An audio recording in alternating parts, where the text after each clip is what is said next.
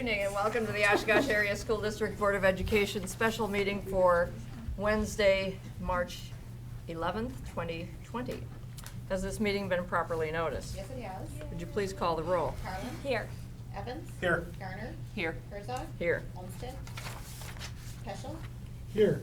Szilagyi? Here. We have a quorum. Thank you very much.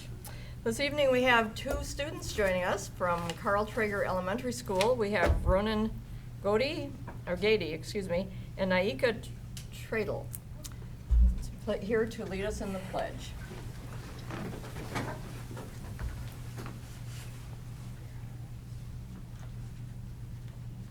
Pledge allegiance to the flag of the United States of America and to the republic for which it stands, one nation, under God, indivisible, with liberty and justice for all.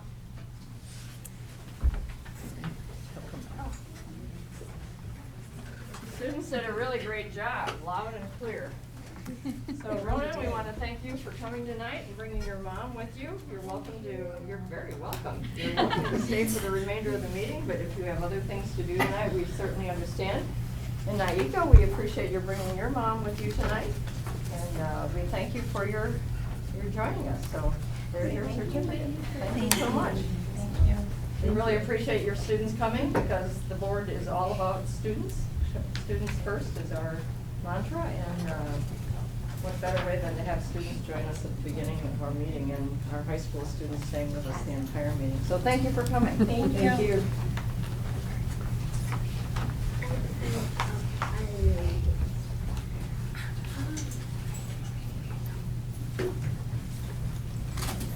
Next, we move on to board and administrative reports, starting with the board president's report.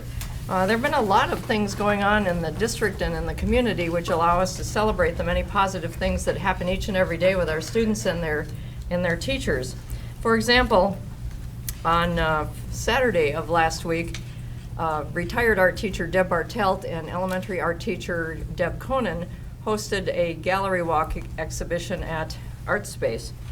That was a tremendous exhibition of both three-dimensional and two-dimensional artwork, all by Oshkosh Area School District students. So we thank and we congratulate all those students who participated in that, as well as the two art teachers who organized that. Last night there was a 7th through 12th grade orchestra concert held at the Alberta Kimball Auditorium.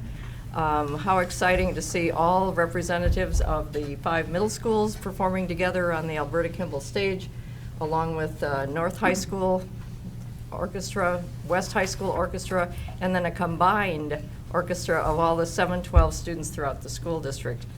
That was very impressive.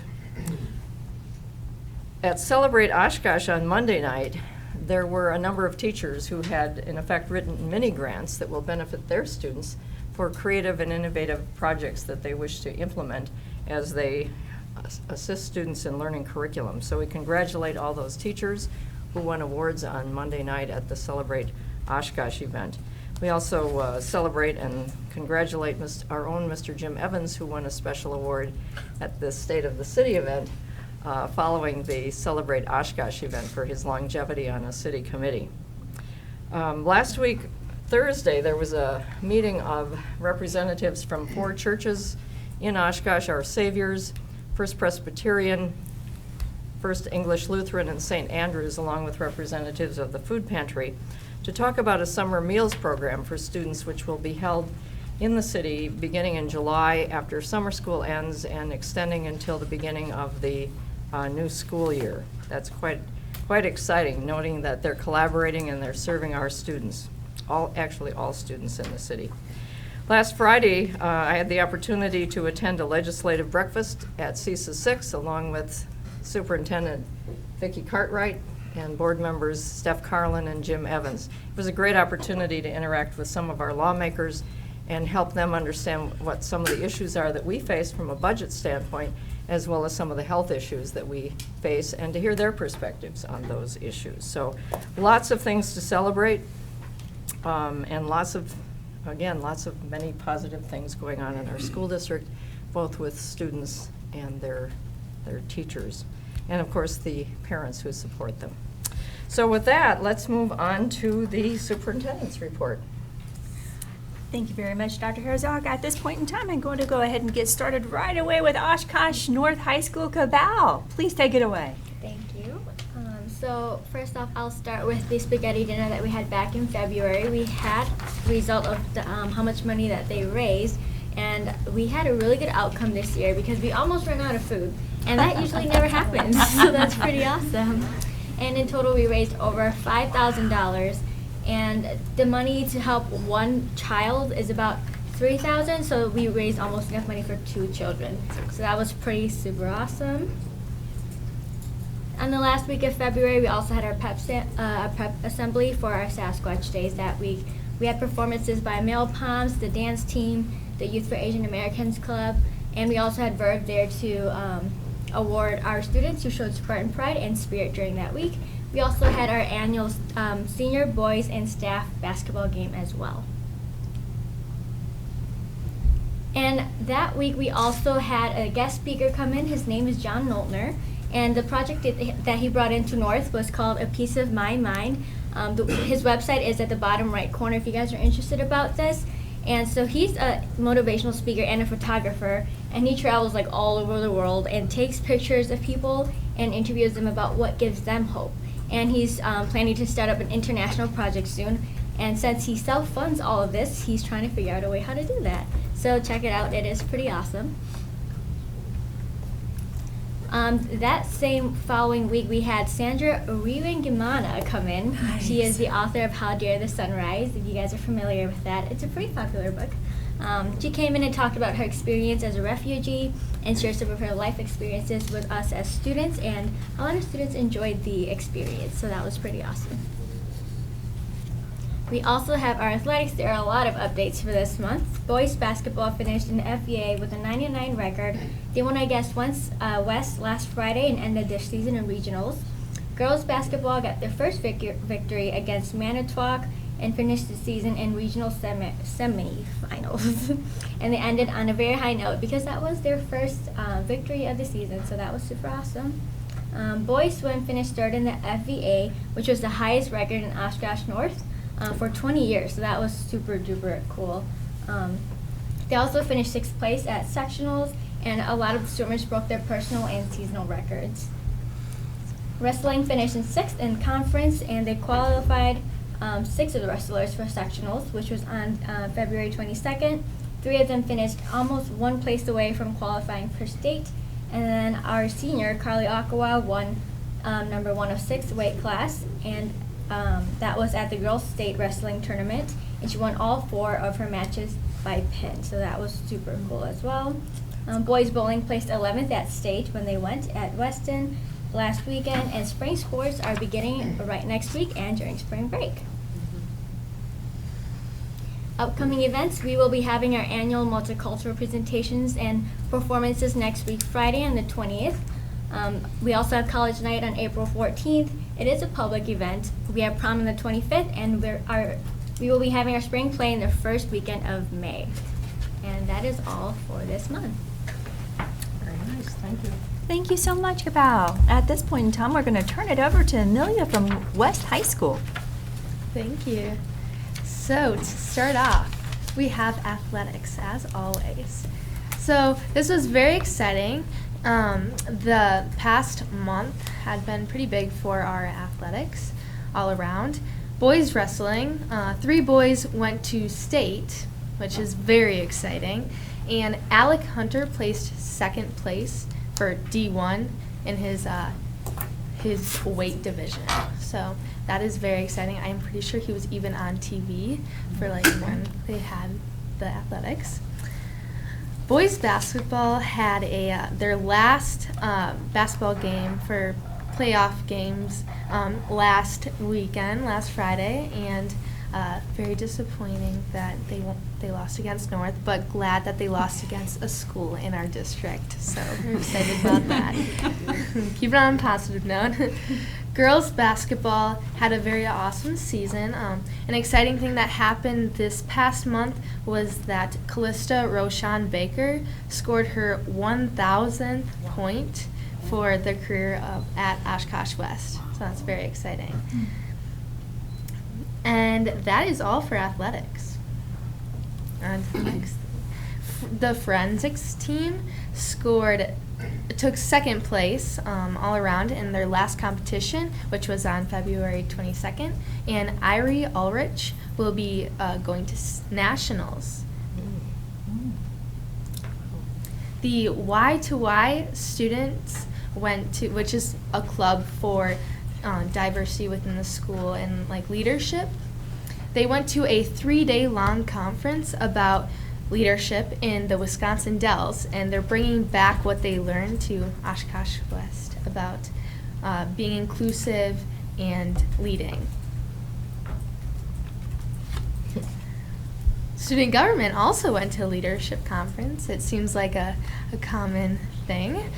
Student government went to the Ignite Leadership Conference on February 24th, and we learned a lot about how we can positively improve our school, and by communicating with other districts around the state, we brought back some ideas that we can implement into our district. Mr. Stelflug recently was awarded the Herb Cole Foundation Award. His dedication to students and effort to improve West as a whole is being publicly recognized, and that's very exciting because as a student of his, I can see, and all of his students can see, that he really puts in the effort to put students first and do everything for them. So that is very exciting. Last 2 weekends ago, West hosted the District Solo and Ensemble Festival, and the schools from the surrounding area shared their musical abilities at West.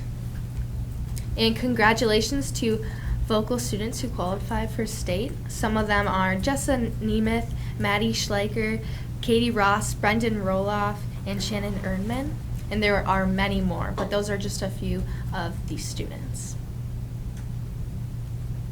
And finally, Officer Mike Wisink and Dua Ahmad and Mr. Levine were honored as the Hometown Hero Award in the Wisconsin State Assembly.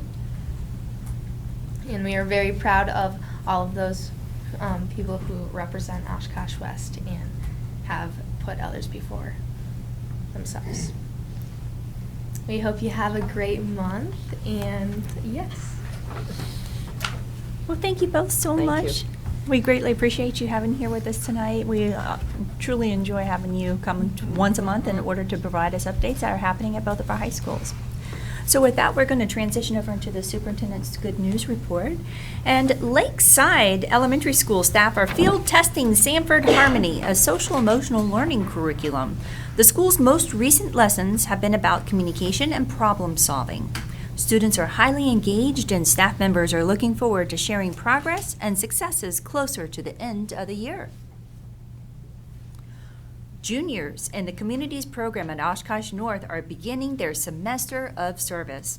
These junior projects allow students to use the skills they have learned throughout communities and apply them to a project of awareness, service, philanthropy, or advocacy. It challenges their teamwork, organization, and communication skills along with many others.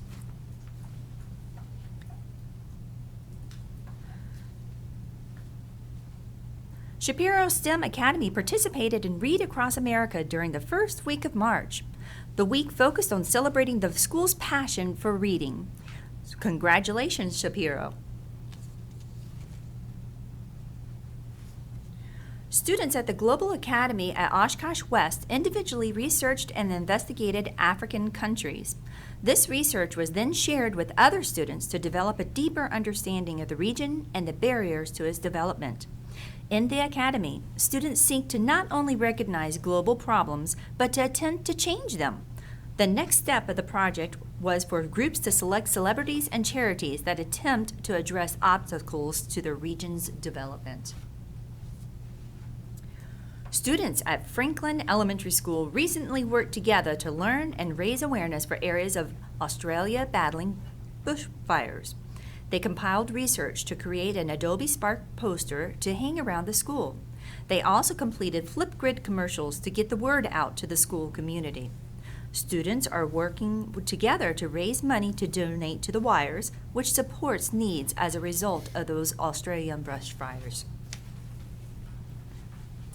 As part of the Partners in Learning program through the Oshkosh Chamber of Commerce, Reed Elementary School and Alex Tech have been working together in various ways to support the needs of students. One highlight of the PALS program this year has been the development of a mentoring program to empower youth through the development of consistent and positive one-on-one adult relationships. Mentoring time is spent playing games, learning about one another, and discussing progress in schools, and partnership is a continued growth. Elementary school students in our Lighted Schoolhouse After School program recently partnered with Oshkosh Public Library for the Wild Winter Read-Off program. Students were able to brighten their winter through learning and discovering, tracking their progress as they read, and completed activities. At the end of the program, students received an autographed book. South Park Middle School staff and students have been working towards creating hallway behaviors that exhibit the Panther Way. Staff continue to be visible during passing periods to acknowledge students for displaying the behaviors of being respectful, responsible, and safe while in our hallways. South Park Middle School also recently hosted its second annual mattress sale fundraiser with proceeds benefiting the South Park Band. A portion of the proceeds will go to replace the band's instrument storage lockers. The Oshkosh Education Association was spotlighted in February for their dedication to students, public education, and the profession of teaching. The Wisconsin Education Association Council expressed appreciation for the association for their strong advocacy on behalf of their students and colleagues and for their pursuit of professional excellence in education. Carl Traeger Elementary School students recently raised $1,100 for the Oshkosh Humane Society. The School Kindness Club and the student body came together to help this local organization. The Oshkosh North Boys Bowling Team recently finished 11th at state. Additionally, Oshkosh North senior Carly Akoa won her weight class as a part of the Girls Wisconsin Wrestling Federation State Championship. Carly is now a 4-year letter winner in wrestling at Oshkosh North and is looking to wrestle in college. Congratulations and great job to these student athletes. As a district, we are proud to support the Oshkosh Area United Way. The district was recently recognized as one of 5 campaign top performers for large organizations. We were also recognized for over 20 years of continued support, and our very own campaign coordinator, Al Winnig, was recognized for his extensive efforts and service as a 2019 campaign volunteer. Thank you to the entire Oshkosh Area School District community for your ongoing support and generosity. We are proud to have 4 honorees among those to receive the 2020 Herb Cole Education Foundation Awards. 3 Oshkosh Area School District high school seniors are being recognized for their exceptional scholarship, leadership, citizenship, and school and community involvement. Congratulations, John Conrad, Emily Leverance from Oshkosh North High School, Naia Asial from Oshkosh West High School. Additionally, congratulations to Mr. Paul Stelflunk, a social studies teacher from Oshkosh West High School, who was named a 2020 Herb Cole Education Foundation Teacher Fellow. Last week was National School Social Worker Week, which serves to highlight the tremendous impact school social workers can have in helping students achieve school success. Our district is fortunate to have an outstanding group of school social workers who are dedicated to serving our students, families, and staff. We are so thankful for all that they do for our students, schools, and district. On the screen, as you will see, are a few examples of where I remain committed to being present and engaged in our schools and throughout Oshkosh. I will admit, though, there were a couple days I was out ill, so it's minus a couple days. On the screen, though, you'll just see a few examples of where I've been spending my time. Wanted to make a public announcement just for a brief moment, if that's okay, related to the coronavirus. Right now, I know that it's getting a lot of attention, especially with today's announcement, with it being officially classified as a pandemic event. Please be aware that the Oshkosh Area School District is taking proactive measures on this, and that we have been taking this very seriously over the past, actually, 3 weeks. We've been updating our plans, ensuring that we're communicating outward into our community. In fact, if you go to our Oshkosh website, you will find that we have a link that's specifically designed to where you can click on it and get updated information that comes out from the district. Our last communication was last week. We'll be putting out some additional communication more than likely tomorrow. And then from there, in the next few days, we're going to have some very specific information coming out as we get closer to spring break. This information is going to be for our families, but it's also going to be for internal constituents, for our staff and personnel as well. So please feel free, not only will you be receiving this through our normal links, our Facebook page, our IC pushes that we do, but also on that webpage we'll have that available to you as well. The best thing I would like to advise everybody is please understand that right now, while this seems to be a very concerning event, of course it is, the influenza is what is actually impacting it at a much greater rate currently within the Oshkosh community. In fact, it's impacting across our schools, it's impacting our workforce, it's even impacting the number of subs that we have available to fill positions within our schools right now. So best thing for both influenza as well as the coronavirus is your typical preventative measures, is your hand washing techniques. If you're sick, stay home. If you see somebody that you're around that's sick, stay away from them. Constantly make sure that you're doing the hand sanitizer. Avoid contact. I'm not going to do it to your face. And so that way you can prevent a potential of self-contamination. But again, please be aware throughout the schools, our custodians have taken heightened levels at this point in time to ensure that we are providing as safe an environment as possible to our staff as well as our students. And with that, I do know that we do have an administrative supplemental report, Dr. Herzog. Last time we met as a school board, there were some questions that were related to the Raptor system. Yes. And I had advised that I would be following up with some additional information. So I'm going to ask for Dr. Jones and for Dr. Gunlock to come forward just to provide some additional information related to some of the concerns that were Very good. raised at the last meeting. Okay. Welcome. Good evening. Hello. Just some quick updates. Today, all of the staff that will be using this system, the Raptor system, were trained today. And so again, as a public service announcement, again, on March 16th, the system will be rolling out in all schools in the Oshkosh Area School District. And I think the question that came up from last morning was regarding data. And so, Dr. Gunlock, you want to talk a little bit about the data and the Raptor system, please? So the Raptor system pulls from a sex offender registry database. Raptor kind of owns that particular database, but it's pulled from public sources. The only data it collects from the ID badges is the name, the photo information, the date of birth, and the first 4 digits of the driver's license number. That data is ours. It is not Raptor's, and it is maintained securely inside the system until such time as we delete it. Actually, they do the deleting, we do the requesting of the deletion. So we would most likely maintain that data for a period of probably a school year, and then send a letter to have that data expunged on an annual basis. So nobody can request that data. They do not sell it to third parties. It's simply sitting inside the system till such time as we delete it, request that they delete it, and then it's gone forever. So that's the system that's in place. It should be noted that we currently, in many ways, this is way more secure than what we currently have in place. We have a lot of very nice little sign-in charts.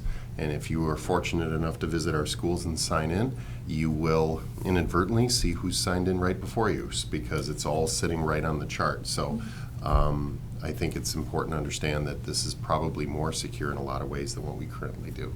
So, Are there any questions, other questions that we can answer? Just a clarification, so if somebody does not have a state-issued ID, how does that work? Great question, Dr. Cartwright. Very simple. You know, that could happen in a couple instances. A, you just don't have an ID, which some of our parents or visitors do not. B, you forgot your ID, or it's in the car, or you forgot it at home, etc.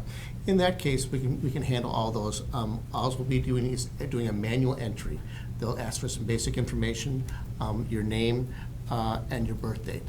And those will be put into the system, and again, it'll go through the registry and go through the process and double check. So even if you forgot it, we can accommodate you. And another question is, currently with the paper sign-in, how long do we keep those logs currently? I think it varies by site. I don't know that we have any specific policy on how long we hang on to those logs. I would imagine they're probably hung on, some have been there for a long time. So that's something that we're looking at as part of our strategic plan, is looking at the paper records and how long we keep those data. You know, as we talked about before, we have a pretty good lock on the digital records that we keep. We have retention schedules, we know where the data sits, we know how long we retain it for, but when it comes to some of the historical paper records, that's something that we need to take a look at in terms of destruction. Dr. Grunlock, can you explain what our policies are that do have data protections that are built into it? Can you explain what those are and how that looks? Well, we have several policies on data privacy, and some of them are for student records, what we call directory data. Some of them are for parent information in terms of what's sitting inside of Infinite Campus. Some of them are for credit card information. A lot of our parents choose to pay for meal plans, et cetera, using credit cards. So we have a privacy policy in terms of making sure that data is retained. We have a policy in terms of what's sitting inside of Infinite Campus, and we also have a directory data policy. The one thing I really like about Oshkosh is we define directory data exceptionally narrowly. Directory data by law can be a whole bunch of different items. The school board then has the right to define it more narrowly. We define ours very narrowly. It's basically the names, and that's about it. You can't figure out anything from our directory data, and because we've had people who've requested directory data before. It's also important to understand that we are required by law to give a certain amount of directory data to the U.S. military upon request, unless a parent opts out of that. So for clarification, Dr. Grunlock, if somebody does an open records request asking for directory information, we do provide the names of everybody, correct? We provide the names of the students. We don't Thank you. provide any information about the parents. Thank you. Yeah. Mrs. Carlin. Somebody was telling me the other day that they don't feel like our schools are very welcoming, and that's because of all the security that we have to have. So I was just wondering if, for the greater good, you could describe the process of entering a building for anyone who might be watching. Feel free. I'll take that one. So what will happen starting as of March 16th? March 16th, at the last board meeting, I did have 2 small devices here. What will simply happen for probably the vast majority of our guests, they will come in, they will take their ID, they will just swipe it like that, put it into one, and the secretary will then, it'll go through the system. Immediately then a badge will be printed out, which we do have now. Those badges will be replaced, and now it'll have a picture, and it'll tell you the location that you're going and what time you came in, and then they ask when you check out that you'll return the badge to us. Again, it is a sticky badge, and so they'll be coming to the office, and again, as a public service announcement, if you're just dropping something off, let's say your child forgot their lunch or their band instrument, you can certainly drop it off. You don't have to use the Raptor system. It's really intended for people that are going to come into our schools or go more appropriately past the office. So that'll be the process. Our door security will still be there, so you'll still have to come and push the button to ask to come in.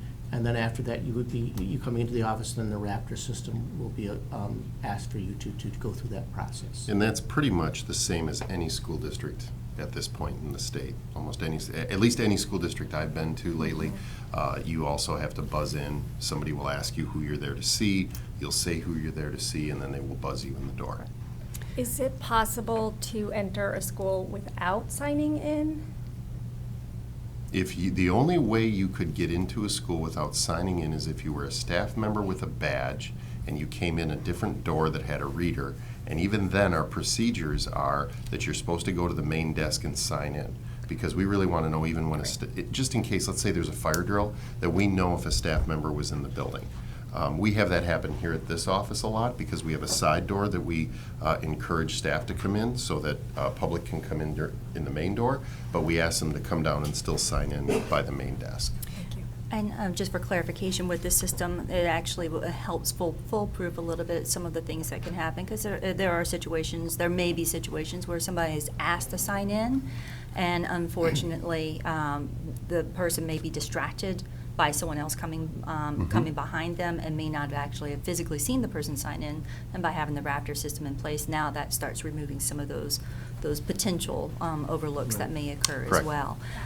So that's one thing that happens. Dr. Jones, can you also explain the checkout process? Well, the checkout process is very simple. They just simply return their badge and then Checking a student out. checking a student out. Same thing will happen. You'll have to, because if you're going to take a child from us, we want to make sure that you are the right person and that you have the authority to do that. And so you will be going through the Raptor system as well. The Raptor system does do the sexual list of sexual deviants, but it also, we are putting on the list of people that may not be allowed to have contact with a child. That's another system that the Oshkosh district is doing, a customized system. So, for example, if there was such as an example of a divorce situation, and parent A has full custody and parent B has no custody, or cannot be allowed to see our records when they come into Raptor, when we go in, scan, of course, they'd be fined on the sexual database, no problem, but it would pop up saying, nope, you can't check your child out because you don't have permission. And that document would appear right in front of the person that's holding it. So we'd have the legal document. Many times there are legal documents associated with that. So we'll have that documentation. It's a custom database that the school district is doing, again, to enhance school security and make sure that our children are safe. That data is currently sitting inside Infinite Campus now. So if you were to come to the district a month ago and try to check out a child, what the secretary normally would do would be manually bring the data up on Infinite Campus and make sure that you are legally allowed to leave with the child. So the system to do it has changed. Our protocol has not changed. And last question from me, and I'll turn it back over to the board. I apologize, but just answering these questions that I've Sure. been hearing, and I want to make sure that I put clarification to. Glad that you brought them up. Are we like one of the first districts around to be implementing this, or has this been around for a while? Are they in major urban school districts across the nation? Can you help us understand that? Yeah, this is a system that's been deployed nationally, and there are many districts in our area that are deploying this as well. This is not something that old, but it's not that new either. There's been districts that have been in for several years already, 2 or 3 years, and again, it's gone out nationally. The company is based, I believe, in Texas, is where their home is. So it's not something that We did the is same. new. We did the same thing with door security. We put it in as quickly as we could, but we were not the first ones to put it in. We were very concerned about the schools being inviting, and we knew there were some policies that needed to be put into place. We knew there was communication with parents and families that we wanted to make sure we put in place before we do this. It's kind of the way we do things here is we try to over communicate it on the front end, and that way we find that the implementation goes much smoother. And just as a side note, going back one question very quickly, if I may, when our employees use their badges or keys to swipe in, every swipe is recorded in our system. Yep. And so we know that when Dr. Cartwright visits, Reed Elementary at 10:31, she swipes her card. We know exactly who's in the building at what time, exactly what time they entered, and whose key they used. And so on top of that, we also have video. We can go check and see that person checking in and swiping in at the very moment as well. So we have redundant systems in place. And you're going to hear about some more as I come back later. Dr. Herzog, do you have? I don't have any questions, but I believe Mrs. Gardner. Since we're not the first, I'm wondering what kind of problems have popped up in other districts and other places that would be nice for us to know before we implement. Some of the problems, again, you can get a false positive, especially, I'll take myself, my name, Jones, pretty There's a common. few. And if you've, again, just my first name and my last name is very common. Sometimes you can get a false positive on, I would say, common names. Or there may be somebody in the system, like if I'm using you as an example, as Allison Garner, there may be another Allison Garner. Again, that's why the picture, the only time they've really run into a problem is when the person didn't have an ID and they got a false positive. And again, the great thing about implementing it mid-year instead of in the beginning of the year, if you came in, we go, oh, we know that Mrs. Garner, you have a child here already. This is a false positive. We can correct that. Now, the next time you come to the system, you won't experience that. But occasionally, there's been some false positives that happen, but they can be corrected very easily. Usually, the first step is looking at the ID and the picture and seeing. So when the system flags you, if you were a false positive, and this other Allison Garner picks up, we would see a picture of that person, and then we can compare right away. That doesn't seem to be you. Was there a big problem with sex offenders coming into buildings? Is that where this? No. No. It's just another added layer of security. Okay. And you're going to be hearing some more tonight when I come back up. Are there other questions or comments on this administrative report, Mr. Peschel? It actually relates to Ms. Carlin's comment about our schools being welcoming and just a different population of people. So, so our non-citizen parents or family members or caregivers that may be providing assistance to students and stuff like that, providing some form of identification that they may or may not have may not be welcoming to them. So how do we handle that? How do we handle that concern? Well, I think, Bob, we would handle it in any other way. Again, kind of similar to Allison's point. The great thing about starting this mid-year is we probably know those people already. So hopefully they are. If you're talking about, are you specifically talking like somebody from another country that may not have an ID? Is that what you're talking about? Well, it could be, say they have a child that's in the school district who is a citizen, but they're not a citizen. Right. And Are fearful of that? Are fearful of Yeah. providing information because of some of the stuff that's going on in the world right now related to this. I understand. Go ahead. Well, I was just going to say, it's the same thing we've always used before any of the technologies. We did do all this stuff before tech was available.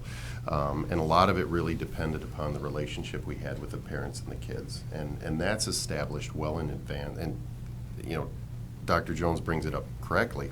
The nice thing about implementing mid-year is a lot of those relationships have already been established with those families. I think they certainly trust the building staff way more than they trust people that they don't know. So, I think that's really going to be the focal point. The welcoming environment is not dependent upon the entryway to the school.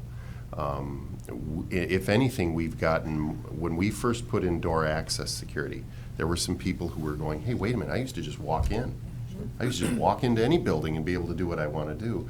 And as people began to think about it, most of the reactions have been positive. As much as it's kind of an inconvenience, but my son's in that building, and I don't want just anybody being able to get into that building. And the fact that they ask me for my ID before they go ahead and verify who I am before they allow my son to go with somebody or my daughter, I think people are accepting of that. I think whether or not it's welcoming is not dependent upon the Raptor technology or anything else. I think it's dependent upon the teachers and the other adults in the building who have a positive relationship with each of our families. We pride ourselves on that. And I think that's, our schools are very welcoming. Yes, there's security in place in front, sort of as a shell around the kids. But, once that concern has been alleviated, I think most people feel that our schools are very welcoming. And again, to answer, if I may answer your question directly, Bob, now that I understand where you're coming from. That person that may not want to give that information for extenuating circumstances, I'll leave it at that. Again, remember that what we just answered in the beginning here, that information does not get sold to or given out to any other party. It is solely ours. And we have, again, we'll request it be deleted after a year, but that information's not going any place other than for our purposes and checking against that database that Dr. Gunlock mentioned. So that person that might be concerned, where is that, could somebody else get that information? The answer is no. And it cannot be used for anything else by the design. So, go ahead. Oh, no, you go ahead. So, let's just talk about the interconnectivity of the Raptor system within our own databases that we have. So like the Infinite Campus system. You've referred to it a couple different times. This is how we know whether someone can or can't pick up a student because that's been reported and stored in that database. So most likely, one could suggest that even if it were and I'm speaking because I don't fully understand or know the right nomenclature, so I'm just going to speak what go comes ahead. out. Yeah. So say there's a child in the school and mom is a non-citizen. That information, not the information that she's a non-citizen, that won't be in Infinite Campus, correct? We do not ask but that. But the fact that person is that child's mother That would is in be there. in the system. Yep. It's in the system. Okay. The child's guardian designation, which is provided to us by the parent, is inside the system. The citizenship status of anyone is not in our system, nor do we request it, nor do we ask, nor do we care. Our job is to educate every child who walks across our threshold. That is what we've been tasked to do by the state of Wisconsin, and we're very proud to do that. The rest of the stuff, that's not what we focus on. And if I may I address, go back to Ms. Gardner's, your question as well, is this a problem? To be very frank with you, we would hope no, it's not a problem. Under Wisconsin statute, anybody who has that designation of having that type of conviction prior to coming onto the school campus is supposed to notify my office, which goes, actually, my designee is to Dr. Jones, prior to them coming on. We don't get a lot of notifications, so because we don't get a lot of notifications, we're thinking it's not that big of an issue. But at the same time, that's dependent upon individuals following the statute. So that's kind of an unknown, to be honest with you. Number two is throughout the community, if you were to do, because there are databases that are out there where you can search to see where predators may live, we have anywhere across, unfortunately, and it's not unique to Oshkosh. Right. There are a lot of predators around a lot of schools. So it's just an additional layer of potential protection for our students while school is in session, and while we have the manpower to man and to be able to provide that layer of protection. And it also, with the badge system, it's a nice way because, again, it's a visual, it has the date on it, it says where they're going, so that way, next layer of training that will come after this is if you see someone and it doesn't look right or they don't have a badge on, say something, because they shouldn't be, theoretically, they should not be on property. I just wondered if this was like $500,000, is that right? No. Okay. No. I'm sorry, how- That's for tonight. That's coming up. You're How much was the correct. Raptor system? Off the top of my head, I don't remember at the moment. It wasn't that I expensive thought at it all. was something like $60,000 to $70,000. That sounds Yeah, about I right. think you're about right. I think you're about, yes. And paid for Like by 50, the no, village. 55 sticking in my head, but don't quote But it me. was part of the $500,000 that we were talking about 2 weeks ago. Correct, but Okay. you have a $500,000 in your board report tonight, which Got it. also has to A say, so you might be different report. confusing that. Different, totally That's different. totally figures. different, Right. totally different, but that's probably where you get that number from. Okay. And I think what Dr. Herzog was going to say is that how is it paid for is through The safety grant. Yes, I knew thank that. you. Yes. You were reading my mind, thank you. I just wanted to support what Dr. Gunlock was saying about our schools being welcoming and whatnot. And what I told the parent is, again, it goes back to facilities, and none of these buildings they were all built before pre-Columbine, when offices are located in the very middle of the school, which is why when we designed Oak Lawn, we put the office, right front and center. So, going forward, again, this is our facilities need upgrading, so. Absolutely. Any other questions or comments on this administrative report? One other thing. All right. And it actually piggybacks off of what you just said again, too, in You guys are in regards sync to that. tonight. Is that those entries that don't have offices right by the doors, they have the card readers, they have the Nest-like buttons that we all have to hit. Yep. They have cameras in every single lobby and cameras at corners. Yes. As well, and so and from that secure perspective, our staff knows who's coming in and out of our schools, because they're essentially letting them in and directing them where they need to be. Yes. So. Yes. I do have one question. If I forgot my ID at home, and therefore I don't have something to put into that little device, does my picture get taken, or what am I going to wear? Your picture would, you would just have your name less the picture. Okay. However, your name would go into the system, and again, let's just say you don't have an ID. Right. Better yet, if you had an ID the next time, you would put it in, and we would have that picture. And if you came back and you go in the second scenario, you just don't have an ID, then we'll put you in the system, and we'll register you manually. All right. But again, it's always going to check against that database, that national database, which is updated, I believe, every week. So it's a constantly changing document that's constantly being updated. All right. Any other questions, comments? We have other agenda items tonight. Yes, we do. Thank you. Thank you very much. Our next agenda item then would be board committee reports. Do we have any such reports tonight? I have one. All right, Mrs. Salaji. Okay, I'll jump it down. All right, so the Education Committee met last Thursday. We had a presentation on reading recovery by Deb Zarling and Katie Honish. They gave a pretty thorough overview of the program, which began in the district in 1994. Reading Recovery provides help for students who are entering first grade, who show gaps in their reading ability and who are in the lowest 20% of the grade. Screening is done at entrance for extra support, and the program provides 12 to 20 weeks of daily intensive individualized reading instruction for 30 minutes. So teachers in Reading Recovery pick up 4 students each round, those 12 to 20 week rounds, and that ends up being about 16 students through the year.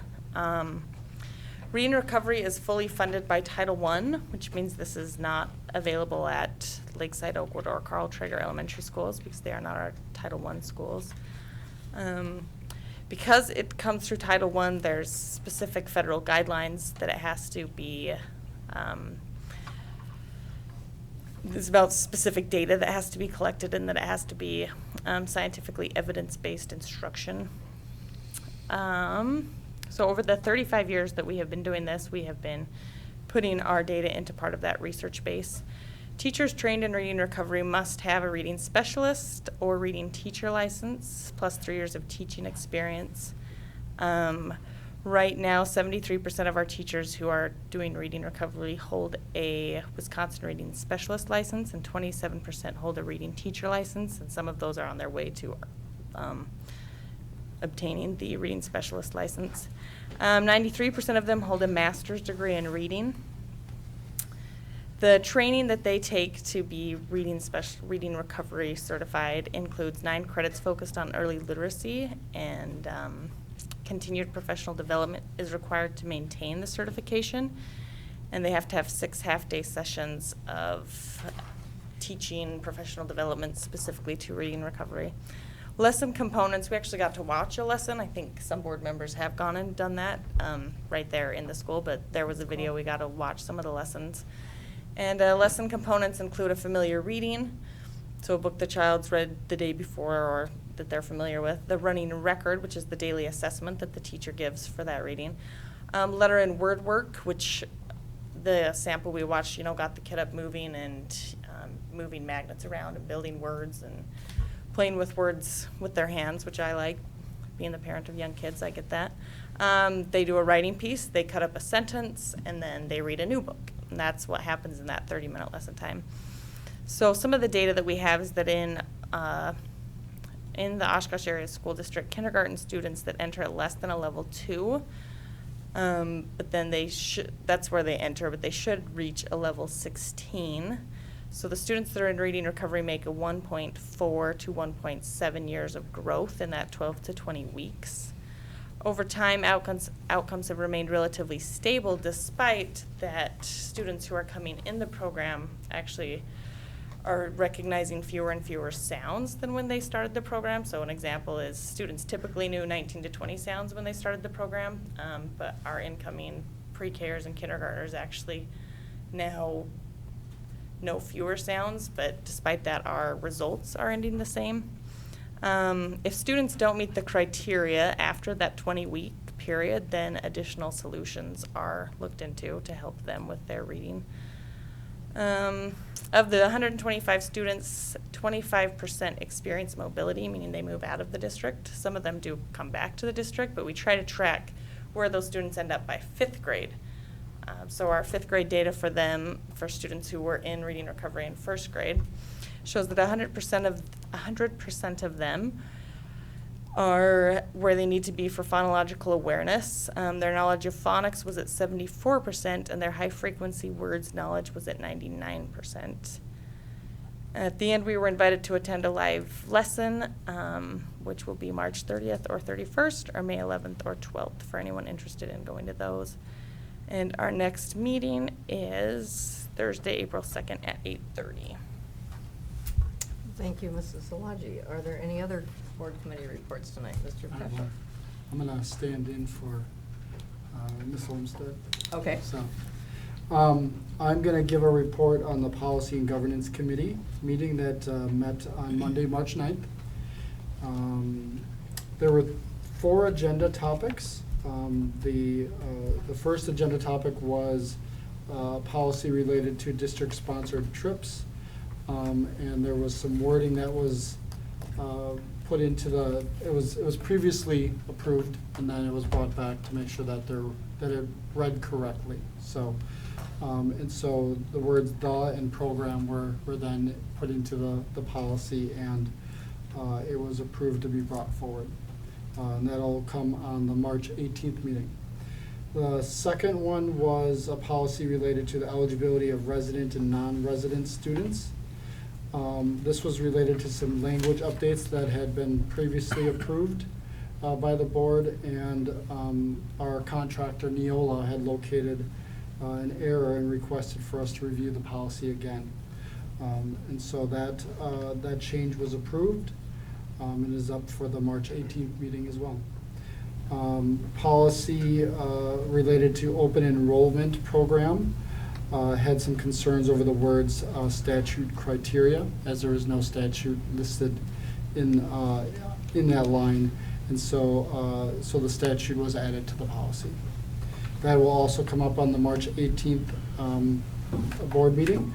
The fourth agenda item was probably the item that took the most time of the meeting, and it was probably the most, I think it was the most important part of the meeting. It showed us a lot about how do we, I refer to it as the Schoolhouse Rocks type thing, where you get to learn how a bill is made and stuff like that, and it's really that, it's how do we update our policies, what steps do we go to, specifically with our contractor.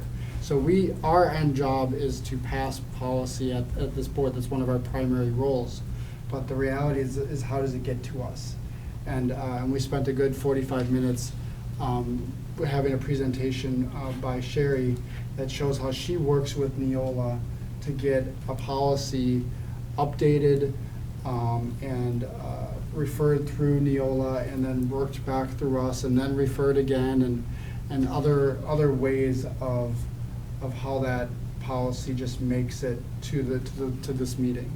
So there were some great handouts that showed the steps that we're taking. I can't remember the amount of steps that were taken in order to get it to us. And then it allowed us to see and to have some of the questions that we've been asking about how Neola handles this process and why sometimes they may take more time than what we think they should take.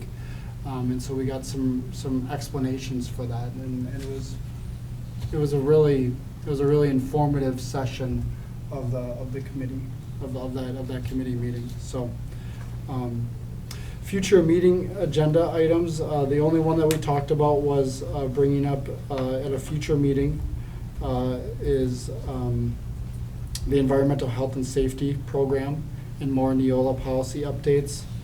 The next upcoming meeting is scheduled for April 13th, 2020. Thank you very much, Mr. Peschel. Are there any other board committee reports tonight? All right, moving on then. We go on to the non-agenda related public forum. We do have 2 individuals who have signed up to address the board tonight. I just want to review the guidelines for that. When addressing the board, we ask that you clearly state your name and address and the topic you wish to address. If you are acting as a spokesperson for a particular group of individuals, please indicate the group that you represent. State clearly and concisely the matters of concern. Please limit your comments to the time allotted, which is tonight, as we've been following all year long, 3 minutes. Remember that the use of specific names of district personnel may lead to legal liability. In such instances, please pursue the district's formal complaint process by contacting the superintendent's office at 424-0160 to direct you to the appropriate administrator. The first individual who signed up tonight to address the board is Molly Smeltnick. All right, so mine was scheduled to be for 5 minutes because that's what I saw online, so I will be really fast. Oh, I'm sorry. Is that what we have online? It's on the sections where it says it'll be, yeah, it is, at least from what I saw. Oh, well, we followed 3 minutes all year long, so we'll have to change one or the other of these then. Thank you for pointing So that I out. was doing my best, I'm sorry. Okay. Oh, I'm sorry, Molly Smeltlick, 1855 Hickory Lane here in Oshkosh. I'm here tonight because I'm disappointed. Though this change has apparently been in the works since at least last year, I was disappointed to receive an important email from the district explaining the new visitor policy at 3:47 on Friday afternoon, a time when we know much important information is released that is meant to go unnoticed and rarely does. While I was excited to see the information was translated into 2 languages in addition to English, I was disappointed to hear that the other prominent language translations were not released at the same time. I was disappointed that in the rush to share information in a timely manner, it was immediately acceptable to tell a portion of our stakeholders, this is important information that we want to share with you right now, but you're not important enough that we take the time to translate it so you can understand it just like the rest of the community. Even in the dissemination of the information, you are making members of our community feel different, less welcome. However, and far more importantly, I'm disappointed with the content of the new visitor policy and the impact it will have on marginalized communities. I'm disappointed because I know many of you have received training on how to avoid these unforced errors. I've given many of you this training, and I know the district has invested in other diversity-related training. Yet here, when you had the chance to put it into action and to recognize and support the needs of diverse families in the district, you failed. I also want to call you out to make it clear that I and others know that this isn't the first time that the district has failed. Has the district explicitly passed a policy that it and its vendors will not share information, open its doors, or cooperate with ICE? Last I heard you hadn't, though I'd encouraged you strongly to.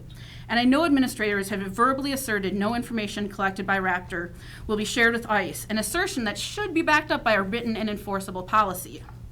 Are you asking for Social Security numbers unnecessarily when you know that some students and parents don't have them? Last I saw, you were, and that may deter families from registering their kids to attend school. Do you recognize that some people have very justified fear of sharing, identifying, and trackable information with the government, any part of the government? Because they do. They may have a refugee background, and remember that when their friends were put on any list, they were taken away. They may be undocumented and know that ICE is now checking databases and pressuring organizations like they never have in the past. They may have a personal history that has nothing to do with being a sex offender that they think the district may be accessing and judging. Do you provide real-time translation of important information that so all families feel engaged, welcome, equal? We know the answer to that one. All that on top of asking for valid state-issued identification. These are people in the shadows, on the edges. These are the people we need to feel most welcome in our schools if we want to be successful in educating all children. And these are the people we are literally closing the door to with this policy change. But to get to my direct point, I'm disappointed because you have passed a policy or put in place a policy that will differentiate and oppress marginalized stakeholders in the Oshkosh Area School District. People who do not look like you and I sitting around this table will be disproportionately impacted by this change. Studies show that 8% of white American adults lack a valid state-issued identification. That is bad enough. But 25% of Black American adults lack valid state-issued identification. There are approximately 80,000 undocumented immigrants living in Wisconsin. 3% of children here in Wisconsin are living with at least one undocumented family member. Undocumented individuals have no access to valid state-issued identification. Again, people who do not look like you and I sitting around this table will be disproportionately impacted by this change. They will be treated differently. If they are lucky and if they decide to take the risk, they will still have access to the building and can participate in their child's life.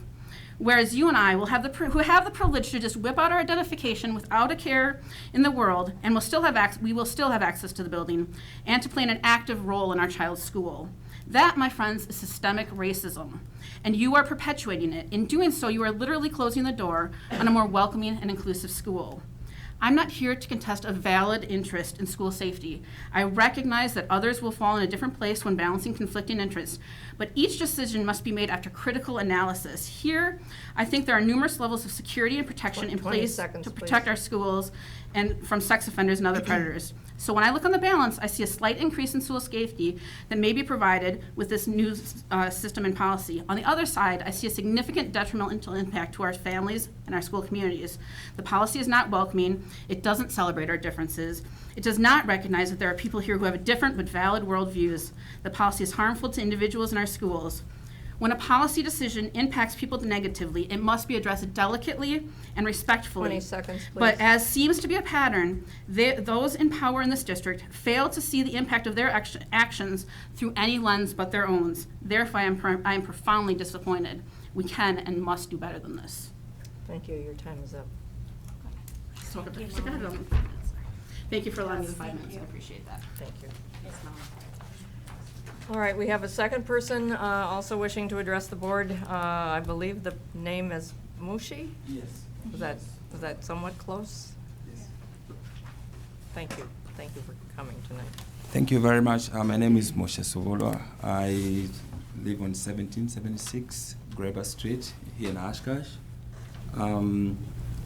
Thank you very much, Mali, for you almost said everything that I wanted to say, and I just want to add a few things. Coming to this meeting and seeing the two gentlemen sitting over here, it got me confused because I saw questions coming from the board, firing the gentleman about the new system. To me, I got confused because I don't know what's going on here.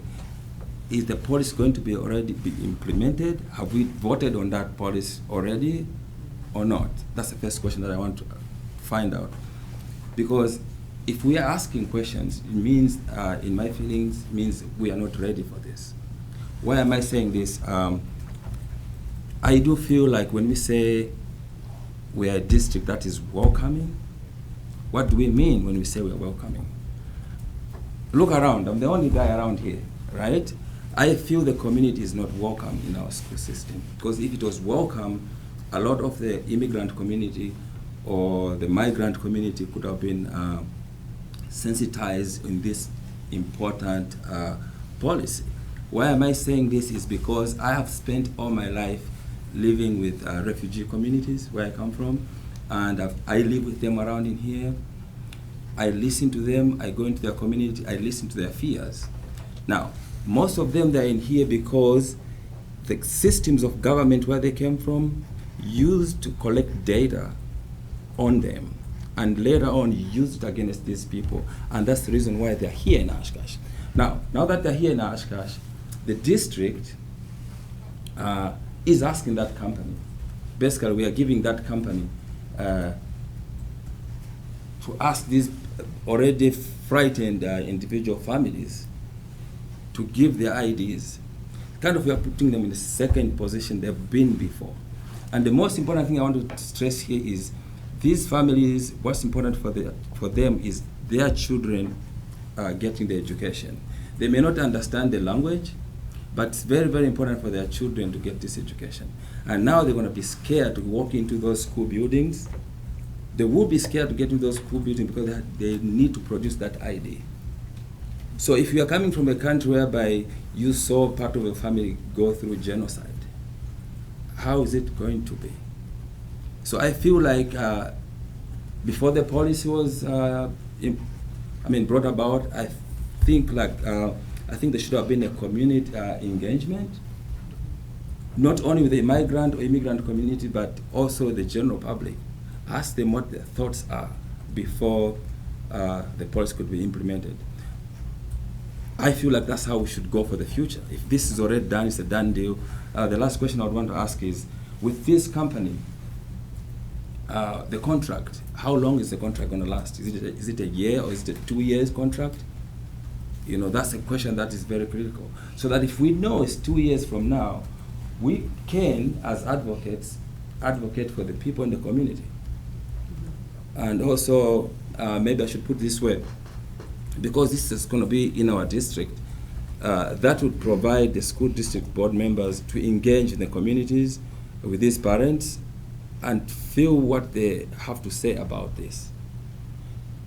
When we say we are welcoming, I think being welcome is not just opening the doors, but it's inviting people to be on the table. Because if we don't invite these people to be on the table for dinner at the dinner table, then they become dinner. Like right now, I feel like the community out there, the immigrant community, are not invited to this table, to this dinner table, and they end up being dinner themselves.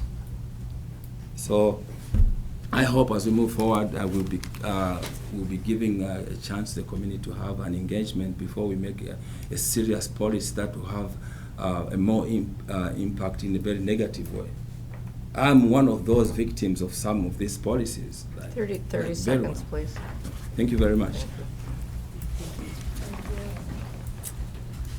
Thank you very much to our two presenters. We'll ask for some follow-up by administration later on in the meeting. Moving on then, we have two workshop items this evening. We'll start with the first one, which is the board self-evaluation. The board was provided with copies of the school perception survey, which was completed last fall. We have a board policy which requires that we schedule a board self-evaluation every March. And policy goes on to say that we can have a mid-year follow-up in the month of November.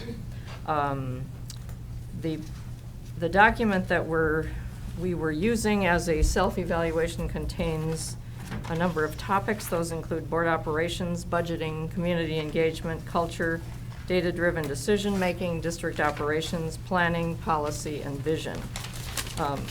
All board members were supplied with the staff report along with the actual numbers, and I'm pleased that all 7 board members completed the survey. That's very important since we have a relatively small number of respondents. And we were asked to take a look at the data and be ready to discuss 2 areas that stood out for us in a positive way, things perhaps that we were proud of, as well as 2 things that we need to work on. And so let's start with the positive. What are some positives that you saw in this self-evaluation? Anyone? I thought a positive was our, actually the first section, board operations, board performance.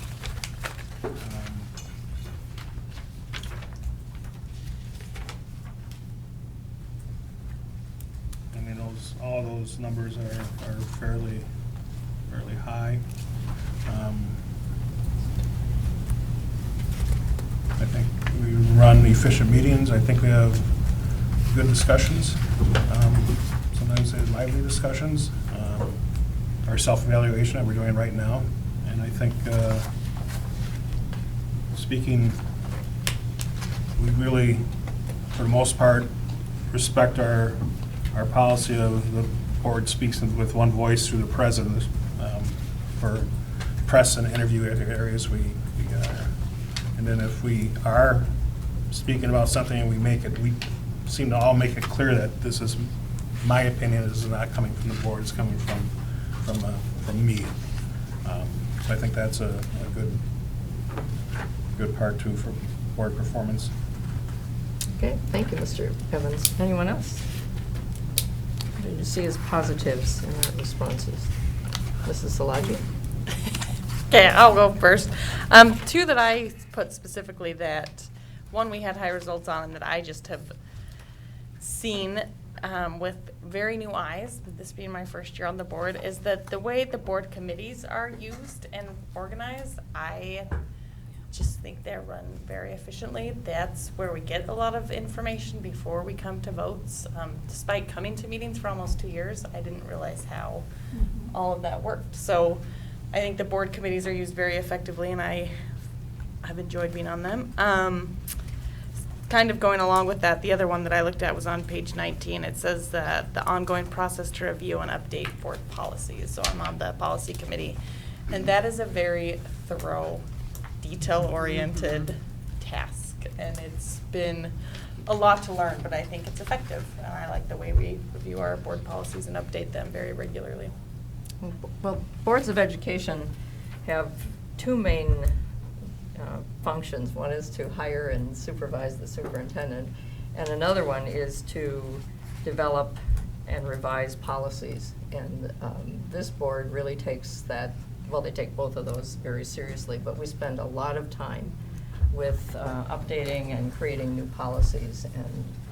And from talking with board members in other parts of the state or in other districts, some of them spend far less time than this board does, but I find that to be a strength, that we really take that role very seriously and have some interesting and vibrant discussions about what we want in the policy and how we want things worded. So I agree with Mrs. Szilagyi. I think that is a definite strength.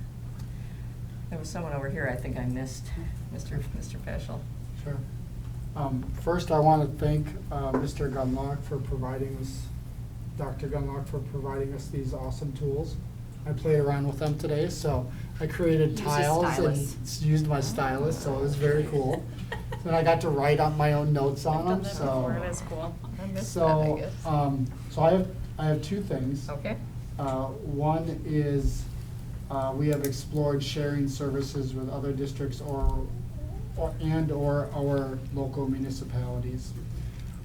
One of us said mostly achieved, 5 of us said partially achieved, 1 said not achieved or started. So, and I just want to make an example of that, partially because I've been working on it, and other people in our community have been working on it too, is that we've made headway in providing bus transportation for students. And we did that by working with partnerships, the sharing of services within our municipality. And so, and I said this to Allison before we got here, was that back in October, would we have thought this? Would we have maybe give this a different, weighed this a little bit differently? A couple other things too within this back in October, things that we couldn't see. And so that's one of the things, is that it's one of my number one things, is that our district and our municipality work together on a very public thing, and are working together on a very public thing to make something happen for children in the Oshkosh Area School District. So all children that live in the Oshkosh Area School District. So that's one. The other one says, we work with the superintendent in a spirit of mutual respect and open communication, trust, and confidence. 5 of us said fully achieved. 2 of us said mostly achieved. So that's the majority of the board that's on the upper level of that. And it shows how we respect our superintendent, that there's a level of back and forth and mutual respect and communication. And, you know, we're into year 2. And as a person who struggled, I feel like I really struggled my first year, not having a great amount of this level of communication and mutual respect with our previous leader. This one's really important to me because it shows that we can all have our differences, we can all work together, and it's one that I'm really proud of. So. And I struggled to find something that was actually perfect in here, and I know that our superintendent is the person that we essentially oversee and hire and provide feedback to, but it also relates back to the staff and the administration that have been part of building the district and rebuilding our communication levels and our relationships together in the last year that I think are really part of that too. It's the administration is also a reflection of the work that the superintendent does. And you guys do it very well. And so I don't think we can give kudos to Dr. Cartwright without giving kudos to the administration as well. So. Thank you, Mr. Peschel. Is there anyone else who wanted to speak to strengths or areas they were proud of in the survey? I think you bring up a very, very good point in terms of the timing of the survey and then the scheduling of this meeting. We responded to this survey, I believe it was a September-October timeframe, and we're first looking at it in March. I think it would be a good thing for the Policy and Governance Committee to review that policy, and if we are going to continue to use the school perceptions survey, which is provided to us free of charge by the Wisconsin Association of School Boards, we may want to schedule the timing of the review of the results closer to the time we take it, because I think you point out some very good comments in terms of the sharing of services, which only received a mean score of 2.0, which is on the low end, but that was far before the time that the district engaged in the cooperative and shared services efforts related to the school busing. I think had the survey been conducted last month, that result would have been very different. So I think it would be a good idea for Policy and Governance to review the timing of the survey and then the actual review of the survey. I think there's too much time in between. I agree. Anyone else with positives or things they're proud of? I had another, I didn't know we were naming Okay. both of them at the same time, so I held one back. Thank you, Mr. Evans. But I thought we were Suspense really is strong good. on culture, which I know a lot of it is pretty similar to board performance, but I thought we were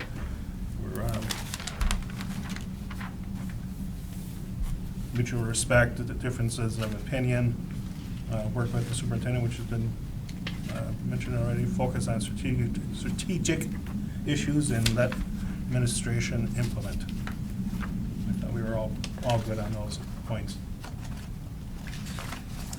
I had also cited that one as a strength, not that it isn't, I mean, it's something that I don't feel we can cross off and say, okay, been there, done that. It's something you have to continue to, culture is something you have to continue to work on. But the fact that we had a strong mean score for that one is a positive. Any other positives or areas you're proud of in terms of the survey results? I was personally proud of vision and, felt like the survey didn't reflect how I think we do. You want to tell more about that? I think I would have said that we do better than what we reported ourselves as doing. But, this was before, was this before we did the vision? The strategic plan? No, it was after. This was after. Yeah, so I think we do a great job of that, so I guess personally, it's always a little bit like,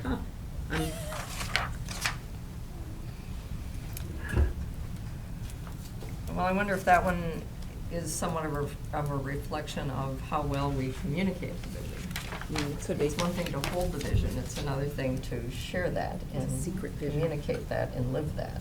Yeah. So that could be a variable there. let's turn to opportunities for growth. What are some opportunities that you feel as a board we could be working on or seeking to improve? What are some opportunities, or as some people like to say, probabilities, to work on? Probabilities, a problem and an opportunity. I thought the biggest one was community engagement. Seems like time to hear. And we did hear from two On page presenters tonight 9. on that, so that might be an indication that this is one that we need to address. Yeah, on page 9, I think is what Quickly. you're looking for. Our board is represented at district and community events, is that the one? Mhm. Yeah, that was a 2.7.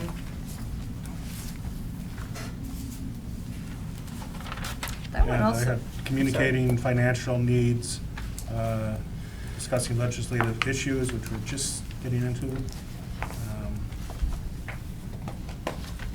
Community events.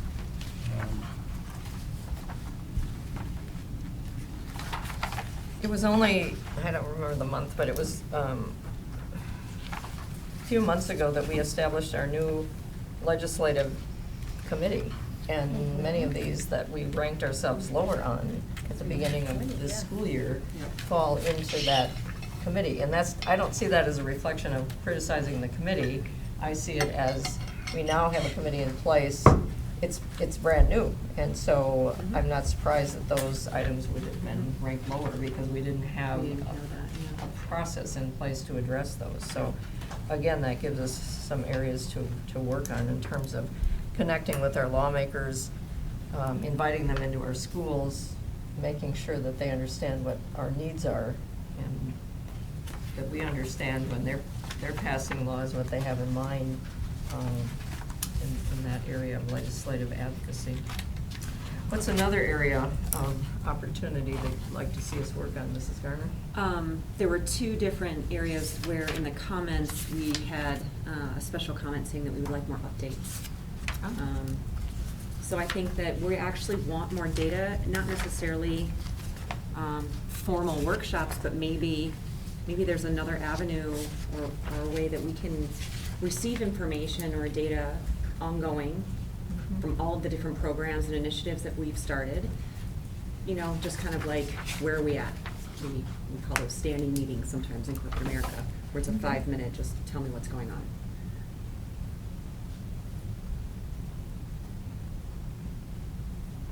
Are you thinking those might be written reports, or they might be other I don't know. administrative reports? I think I'd like, At the table I would or a prefer workshop? someone to tell me the thing. Okay. That's what I would prefer, but I can do anything. I'm okay with written as well. Maybe it could be a combination, depending on what it is. There are so many programs going on in the Yeah, I know. district, and I think it would be very helpful. I had checked that one as well, that it would be good if we had a means to keep the board informed, keep our student representatives informed, and keep the public informed as to what's going on with some of these initiatives that are going on in the district. Any other areas? I had a couple. I think I actually had more than 2, so if you want to stop me, you can stop me. When you get to So- 10, maybe we'll All right. catch you Does up. he get 3 minutes like that? Yeah, 3 minutes, Mr. President. So the one where it says our community believes the district is a responsible steward of its financial resources. We actually ranked ourselves pretty good on that. I mean, we gave ourselves 3 and mostly achieved and 3 and partially achieved, but then there was still 1 and not achieved or started. And I'm gonna lump this in with another one that relates to, my comment that I have on here is that I've always struggled with the level of the word responsible steward as an elected official and public involvement in that. So, and you guys have heard me talk about this in regards to how and part of it is that I also serve in a different capacity as an elected official with the city. And that's a very public and very open process. And so I always want to strive for us to, I want to encourage us to look for ways that we can involve the public more in this very non-exciting element of what we do.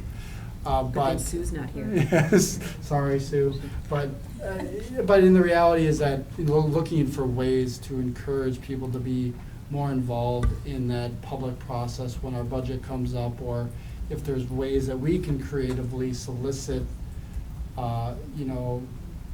public ideas in regards to financing or budgeting from the community, either like through our website or Facebook or public forums or something.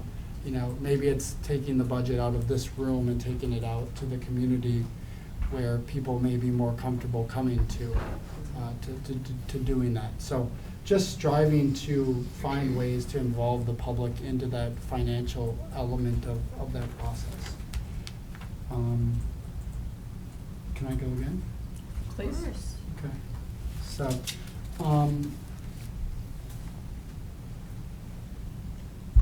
and then there's the one that talks about our community believes the district is effectively governed and makes decisions in the best interest of students in mind. And we ranked ourselves like a mostly achieved at four of us, and 3 of us said partially achieved.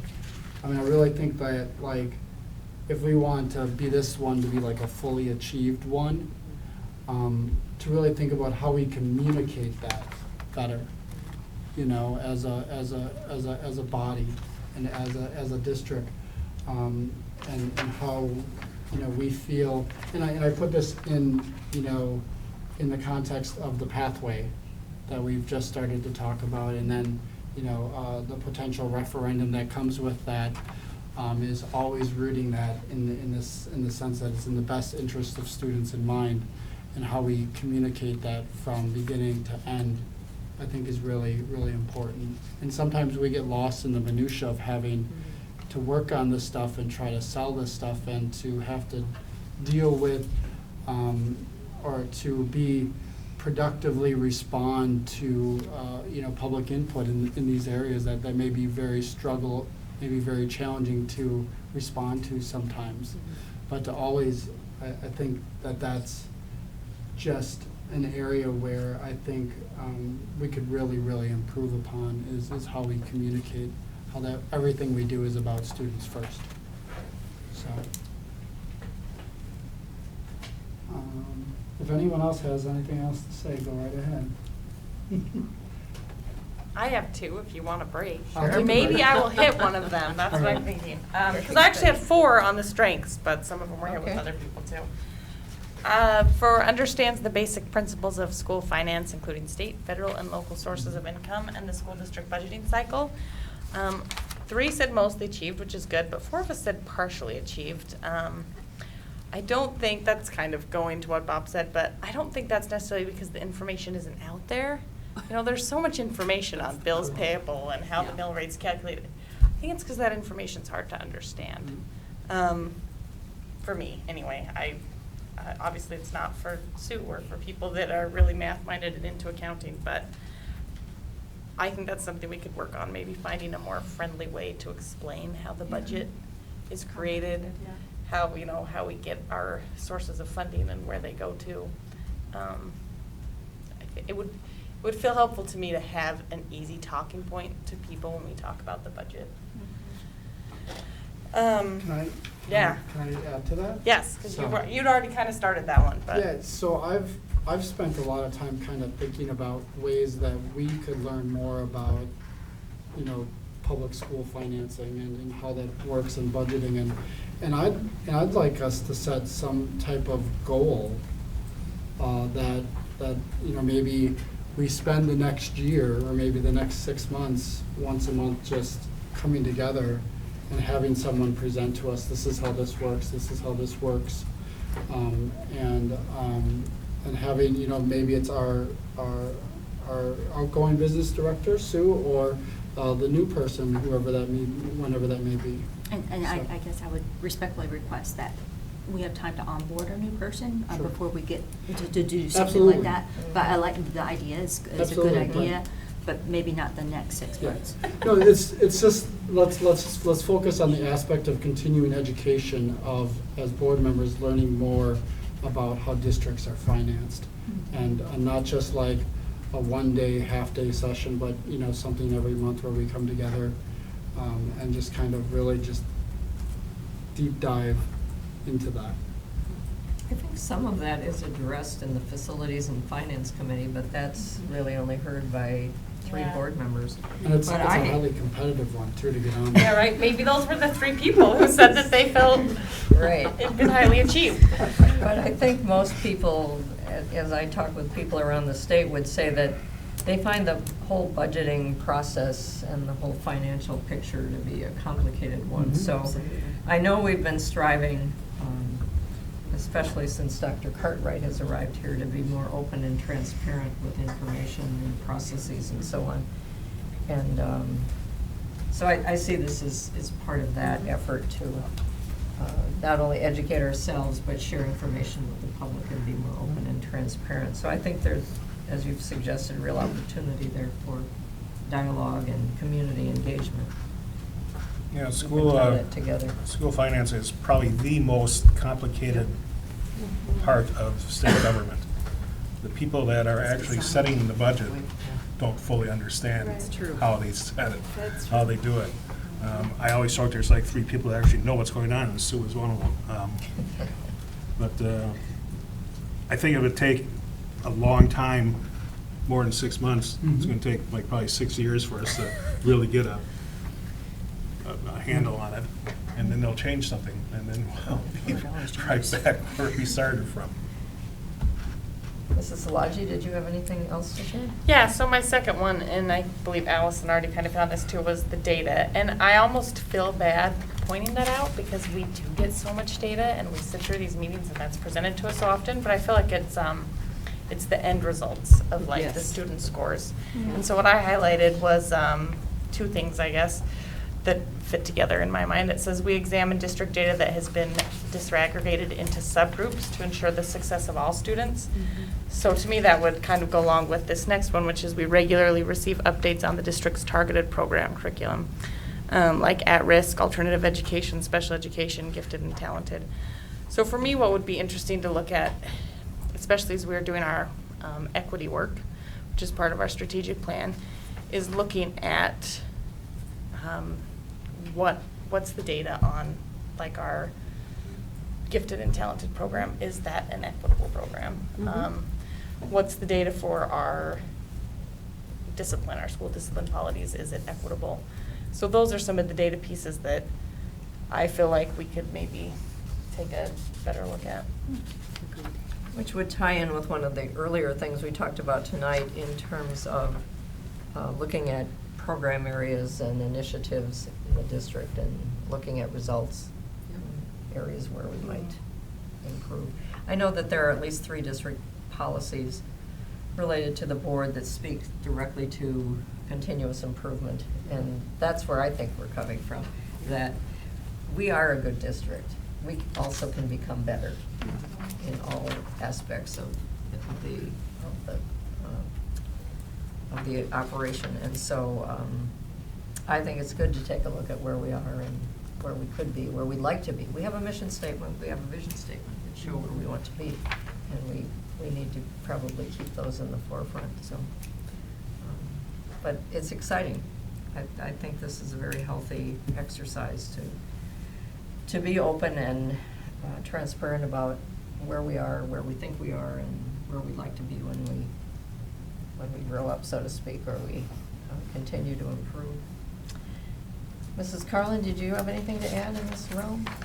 No, I don't, actually. Everybody's done a good job of summarizing. I used all They my took yours, airtime right? for the, yeah. Okay. How about this side of the table? I have one more thing. Okay. Okay, I thought you might. I would be disappointed if you didn't. And it's actually, and it's more of like a personal reflection and like an ask to all of you. So the comment was our board models mutual respect and professional behavior. We didn't give ourselves a full 7 in the fully achieved. So And that's okay. But my comment that I have on here is, and I'm just putting this out there, let me know where I can improve, you know, in regards to, you know, mutual respect and professional behavior. I would say I'm a socially awkward guy, and I'm really comfortable with that a little bit, and so I just kind of go along with things, and sometimes that doesn't convey the best behavior and the most respectful behavior and stuff, and I think that I'm very open to feedback where, you know, maybe I wasn't the most appropriate, or could have said something differently, or something like that, and I think it's just important that from a personal and professional sense is that I'm willing to take that type of feedback from all of you. So That's, Yeah, thank you. great, thank you. I mean, I think we all Yeah. probably could adopt that statement as well. I feel like this board has come together in many ways, and I think part of that has been when a board goes through the process of choosing a new superintendent, because boards typically spend a lot of time together appropriately in both open and closed sessions. We get to know one another, and we get to understand people's value systems a little bit more and where they're coming from, and I think that's where some of that respect and trust comes from. And so I think we have a very solid board, and while we probably all can grow in that area where you that you identified, I think we've come a long way. So I appreciate that. Dr. Cartwright, did you want to weigh in on anything here? No, I think when you're talking about data and those kind of things, because a lot of data is shared and a lot of updates are shared during your committee work that we do, and I know that we try to ensure that we're providing timely information on, as well as any time that there's a topic that you're interested in, to ensure that we're providing that information for you as well. What I would encourage you to think about is when you're saying more data, is let's keep it focused to our strategic plan. That way we're not deferring off on that, because within each of our goals, we do have key performance indicators within those goals. And we're almost to the point now where we could start, as a regular part of our board meeting, start doing updates on those for you. Some of, now mind you, some of them hit at different points in time of the year. But we do have like, where's our baseline? And some of the goals we're still collecting the baseline because it was unique for our district and the approach that we took. But at the same time, we're setting those, you know, where do we want to be in 5 years? So that is, I want to encourage you that is in progress. We're actually working the plan as, it's almost like flying the plane as you build it. So we are doing that, and in the very near future, we'll be able to start providing the board with those type of updates. And again, that's just my encouragement to the board is, when we're saying more data, please keep it focused to our strategic plan, because then it keeps us focused as a district. That's excellent. We had 2 3-year strategic plans prior to the one that we are currently in, and in those prior plans, we looked more at a checkoff system, that things had been achieved or had been addressed, rather than looking at data, qualitative or quantitative, indicating how well we were achieving in those areas. So this is a transition, because you have to be able to define what kind of data you want or need, and then to take a look at how well our students are doing. Any other comments on Dr. Herzog, when is our next evaluation? Right now, it would be scheduled for a September-October timeframe.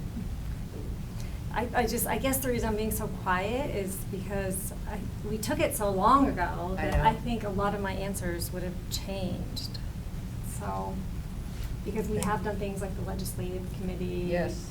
We just went through the maybe referendum stuff and that facilities planning. So, yeah, my feedback is that can we do this meeting closer to when we take this, so that we can have timely feedback and whatnot? We should be able to do that. It would be a policy change, but I don't see that as a major hurdle. That's why we only make this available at a certain time of the year? They typically make it available in the fall, Okay. after new board members are seated in April. But Yeah. I think we could adjust. Which is also a little bizarre, because We you're know brand somebody- spanking new, and then you're like, Doing your evaluation. how are we Yeah. doing it? You know, somebody higher up in that organization that might be able to change that for I us. think we could. There you go. Yeah, I think we could. Send her off with some. If the board would like, I can reach out to, in order to determine what the actual window is in Sure. order to take this survey. Good. Oftentimes, the survey is run and we send the information saying, okay, our information's there, will you generate the report? They Yeah. give us the report. Yep. So it may be more of an open window than what it is right now. Good. And we'll, if we find that that is the case, I'll make sure that I report that back to the board and then take direction from you on how you would like to pursue. Be nice to have it in the spring. Yeah, because when we took Right. this in September, you know, we were coming off of summer. So we don't have feedback from all the wonderful things that happened in the past few months, you know? Well, and it seems like school districts get into reflection and self-reflection more in the spring of the year in terms of what has been accomplished we since do? the beginning of the year, rather than evaluating where you are at the beginning of the year. I can see Yep. some value to that, but I can also see value in looking at where you are toward the middle or end of the year. Mr. Peschel? So since you're speaking about that, I brought the policy up. Good for you. So, Uh-oh. It says that we can schedule a midterm review by majority vote of the board in the month of November. So those are areas of which we can do as the policy stands now. So. Very good. All right, well, we've identified a number of things we want to work on, and we did hear, as I mentioned earlier, 2 people who spoke at the non-agenda public forum tonight about community engagement. I think that's an area that we should probably turn our attention to relative to the feedback we received this evening. We also talked about the community understanding financial needs as well as our having a better understanding of the budget, so we can build that in as we plan board agendas and so on, involving the public more in the public process. I think communication is always a key, and you've heard me say more than once, you can never have enough good communication, good chocolate, and good professional development, and but the communication to me is the key one, and so that's true of this board interacting, and it's true of us interacting with administration and the general public.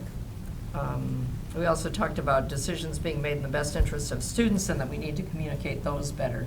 And so maybe we can keep that in mind when we're speaking here as well as in the community. But we have a number of things to work on. Disaggregating data, making sure, as Dr. Cartwright pointed out, that it ties to the strategic plan.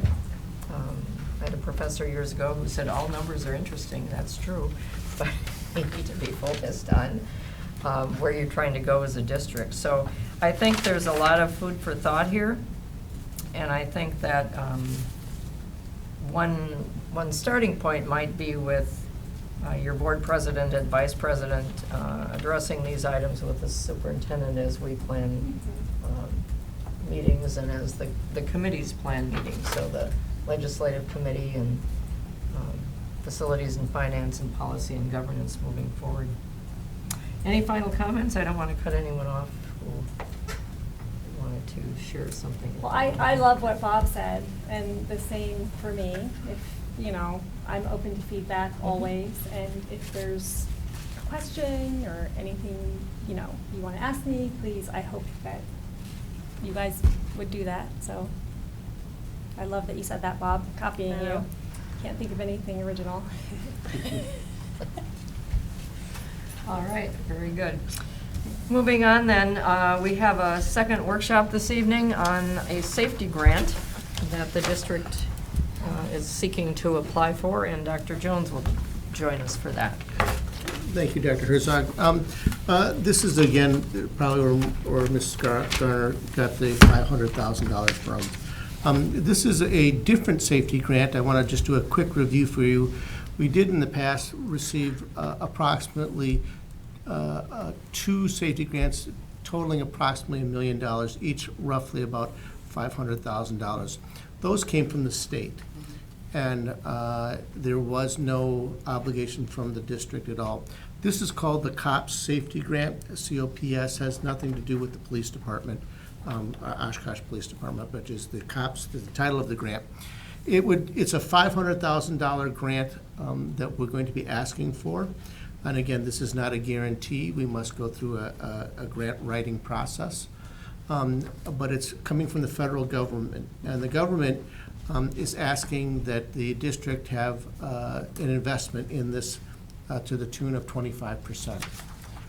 That would come to $125,000 over a 3-year period. Hence, this is why I'm in front of the board tonight. That would come to a total of $41,666 for a 3-year period. What would we be purchasing and investing in? 2 of the systems I will talk about, and 2 of the systems I don't think this is the appropriate forum to discuss publicly what we would be purchasing.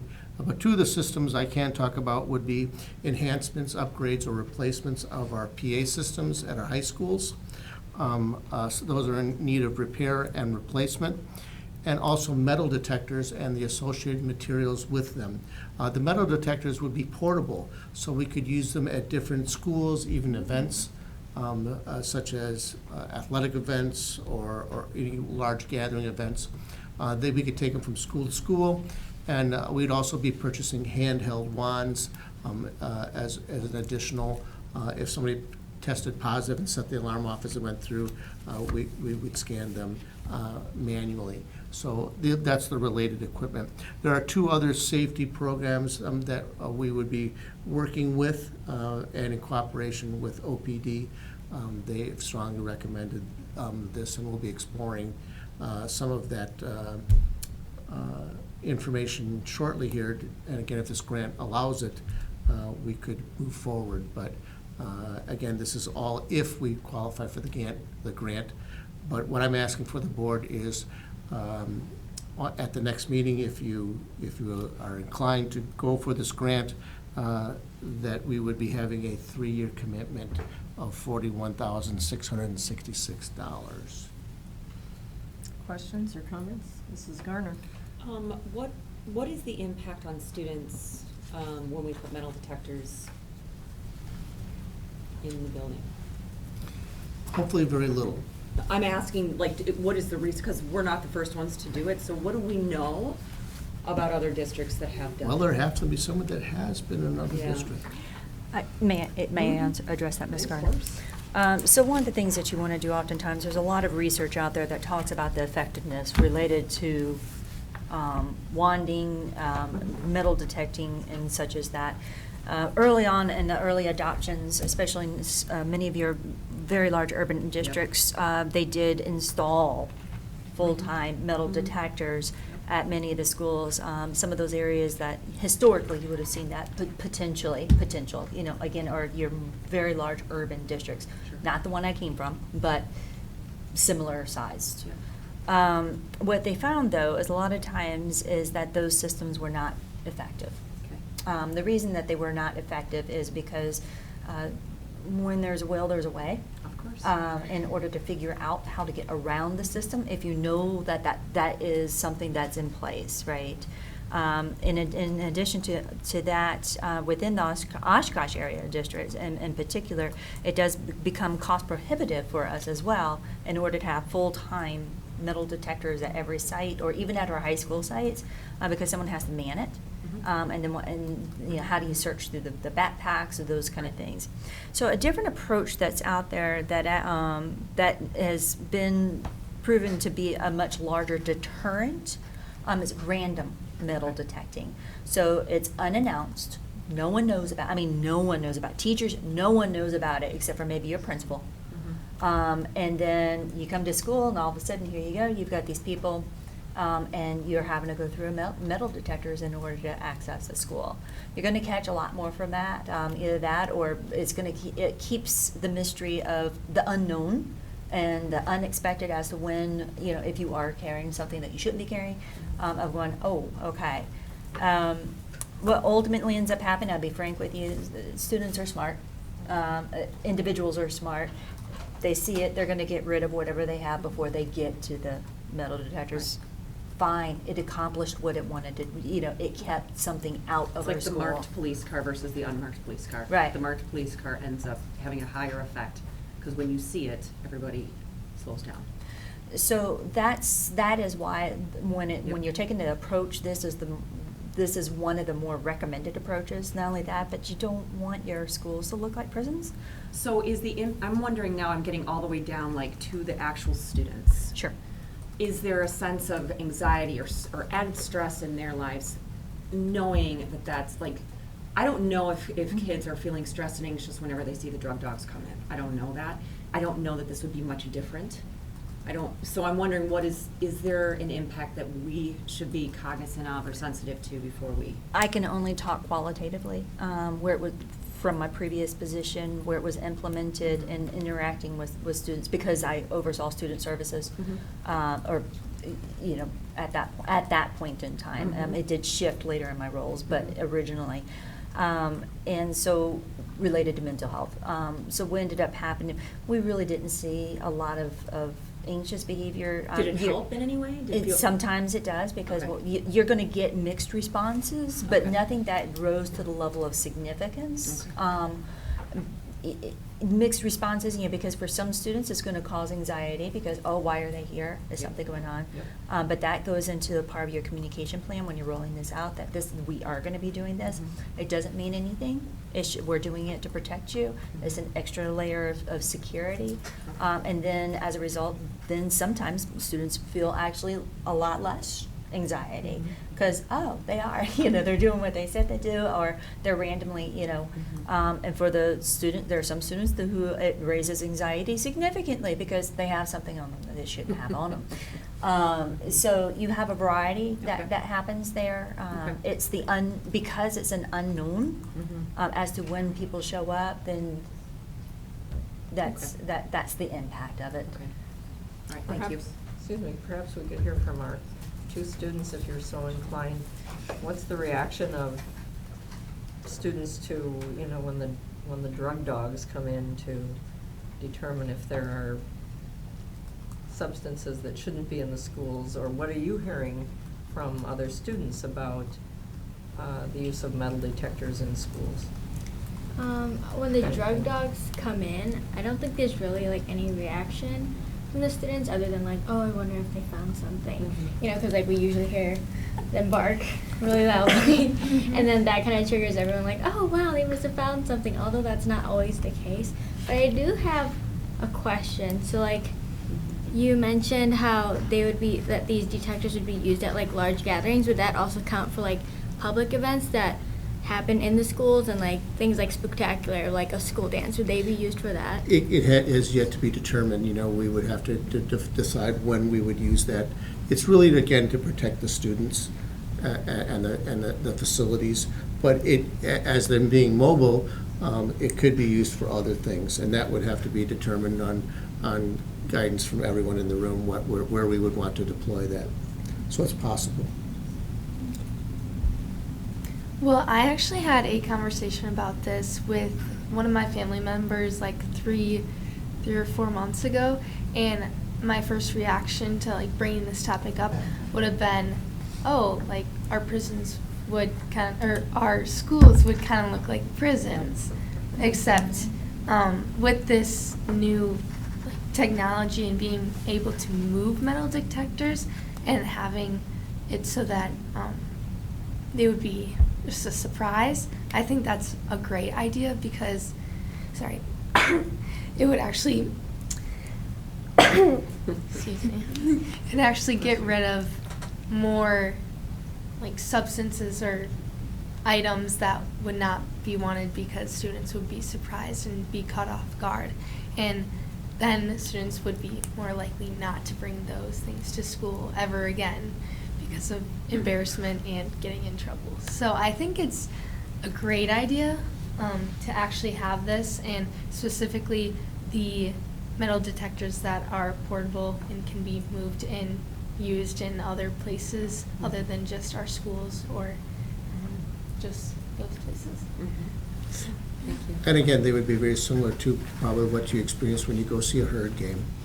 You walk through and 90, I would imagine a great majority of people just walk through and that's it.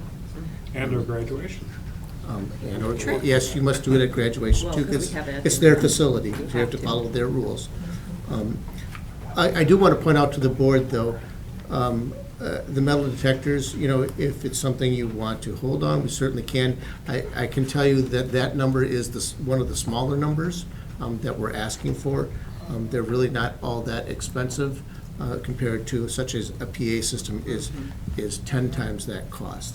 And the other two systems are again, relatively about the same price as that. So the biggest budget number that you're going to see here is going to go for PA systems, which is really communication that we would use every day, but also is critical. We know through a safety lens that communication is always the number one thing that either makes something go really well or something not go well. So again, I would concur with the students that when the drug dogs come through, it's not announced. There's only a very few people that know the day and time. And while it is a minor disruption to the learning day where everybody has to stay in their classroom that they're in, usually we try to do it when instruction doesn't have to stop. I would say, again, 99.99% of the students have no anxiety over it. If there's somebody that did bring something on school grounds, yes, they might have a little anxiety because they've broken board policy. But I don't see, again, a big adverse reaction to that. Again, we would have to work out more details on the exact how and policy I'm sure we'd have to develop.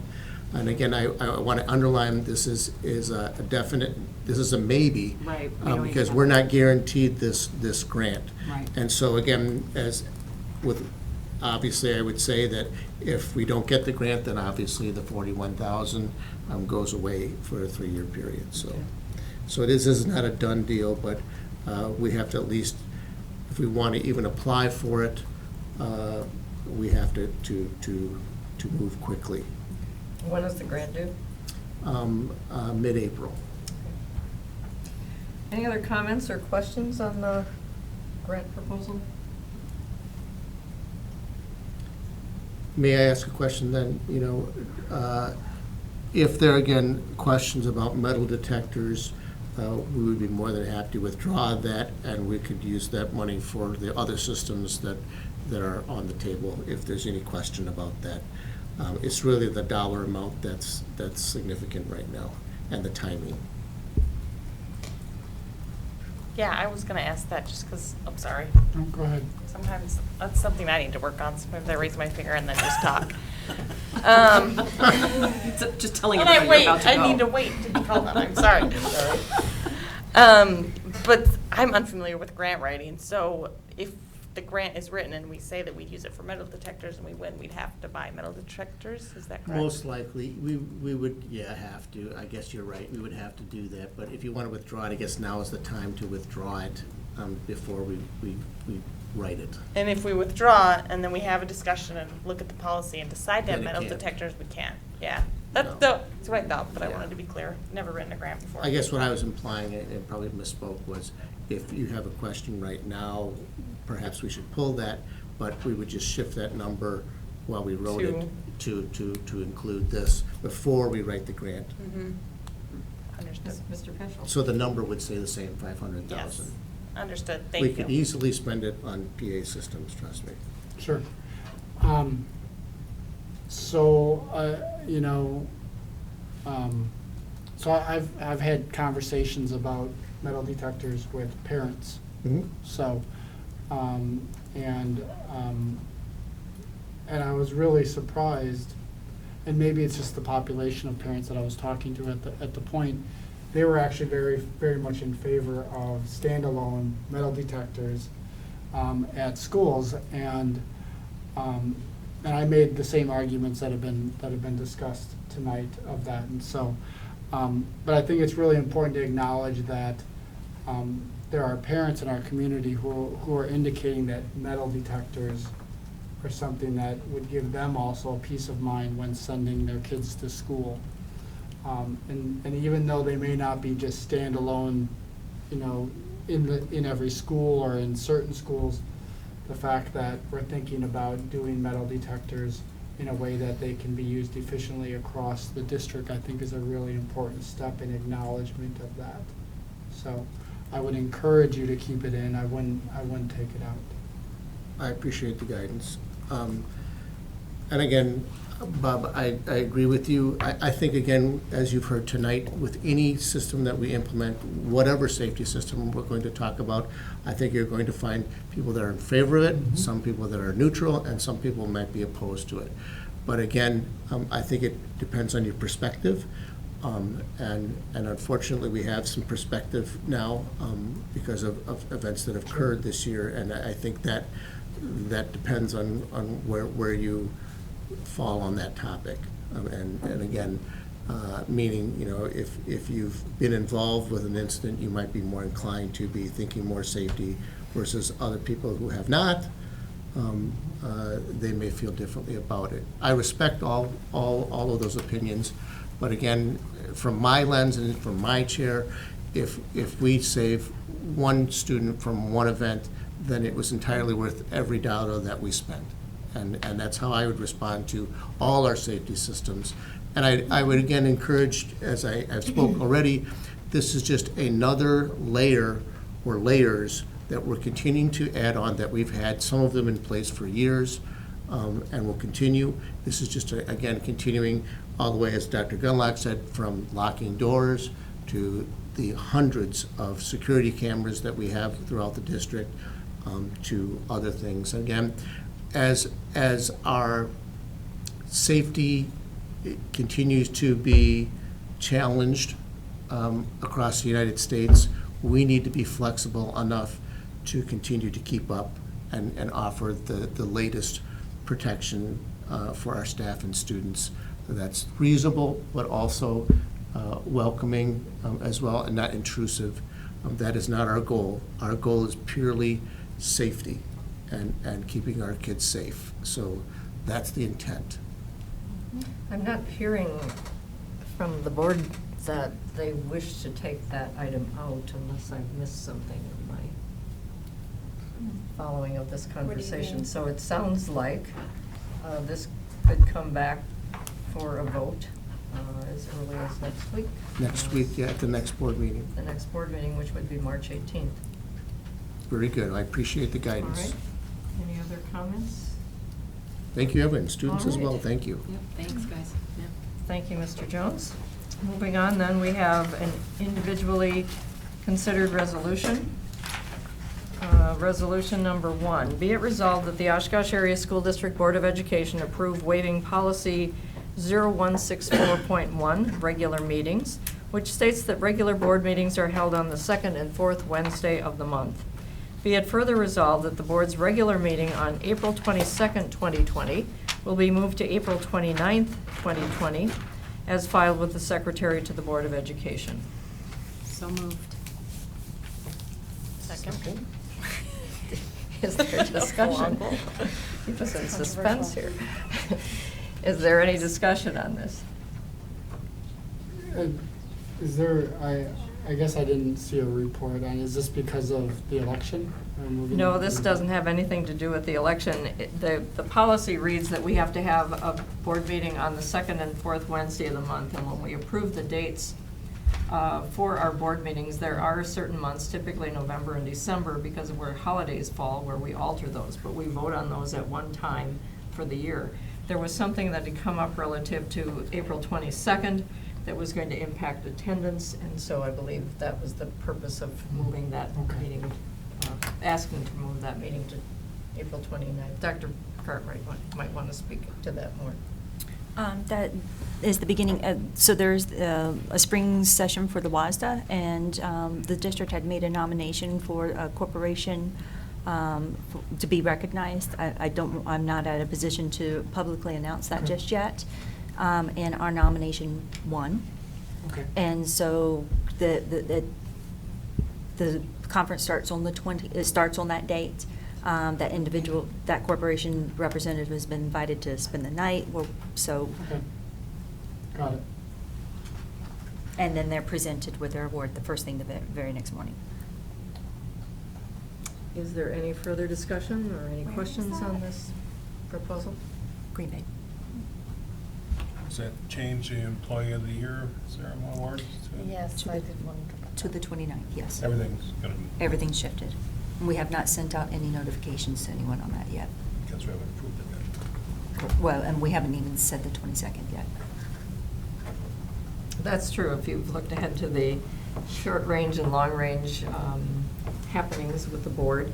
If this change were to be adopted tonight, then those things that had been scheduled for the 22nd would all move to the 29th. Okay.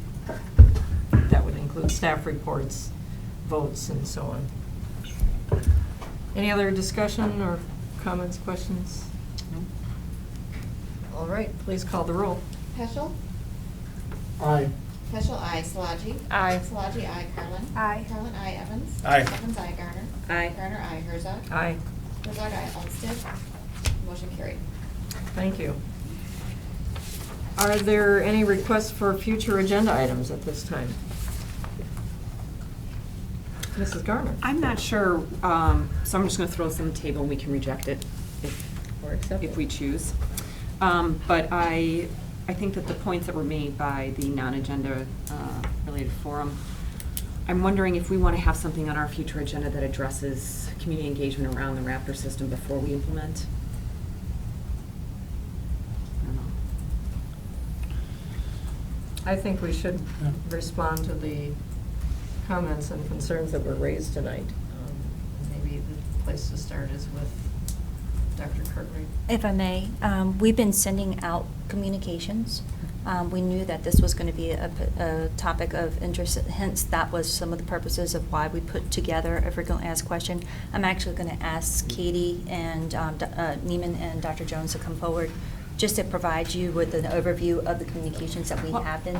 This is just to decide whether or not we want to put this on future This is an agenda. I don't want to agenda rehash item. it tonight. No. Okay.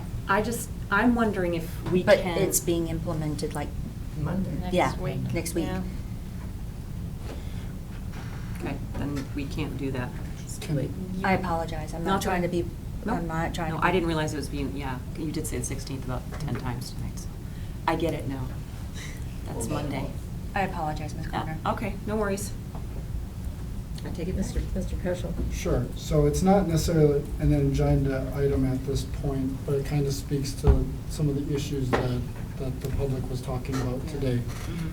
At the policy and governance meeting that we held, I suggested that maybe a further conversation with either myself and an administration member kind of talk about where policy may fit in regards to these issues that were raised.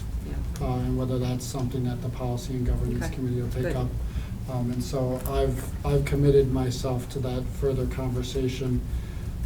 Right now, it does not necessarily mean that it leads to policy, but that. That's where it starts. But that it's a conversation that, about whether it's steps that we should take. Good, all right, So- thank you. That'll work. Do you have enough direction on that, Dr. Cartwright? Proceed. Yes. Okay. Are there any other potential future agenda items at this time? Okay, seeing none, are there any announcements at this time? Seeing none, moving on, then our next agenda item then is to adjourn to executive session. Executive session would be for the purpose of, one, considering the disciplinary data of specific persons under Wisconsin Statute, Chapter 19.85, parent 1, parent F. A, review expulsion recommendation from an expulsion hearing officer for a middle school student who engaged in conduct while at school or while under the supervision of a school authority which endangered the property, health, or safety of others, endangered the property, health, or safety of any employee or any school or school board member of the school district in which the pupil is enrolled, and who engaged in conduct constituting repeated refusal or neglect to obey the rules under Wisconsin Statute 120.05, 6.13, paren 1, paren C, paren E. So moved. Second. Please call the roll. Szilagyi. Aye. Szilagyi, aye. Carlin. Aye. Carlin, aye. Evans. Aye. Evans, aye. Garner. Aye. Garner, aye. Herzog. Aye. Herzog, aye. Olmsted. Peschel. Aye. Peschel, aye. Motion carried. We are adjourned then into executive session. My task.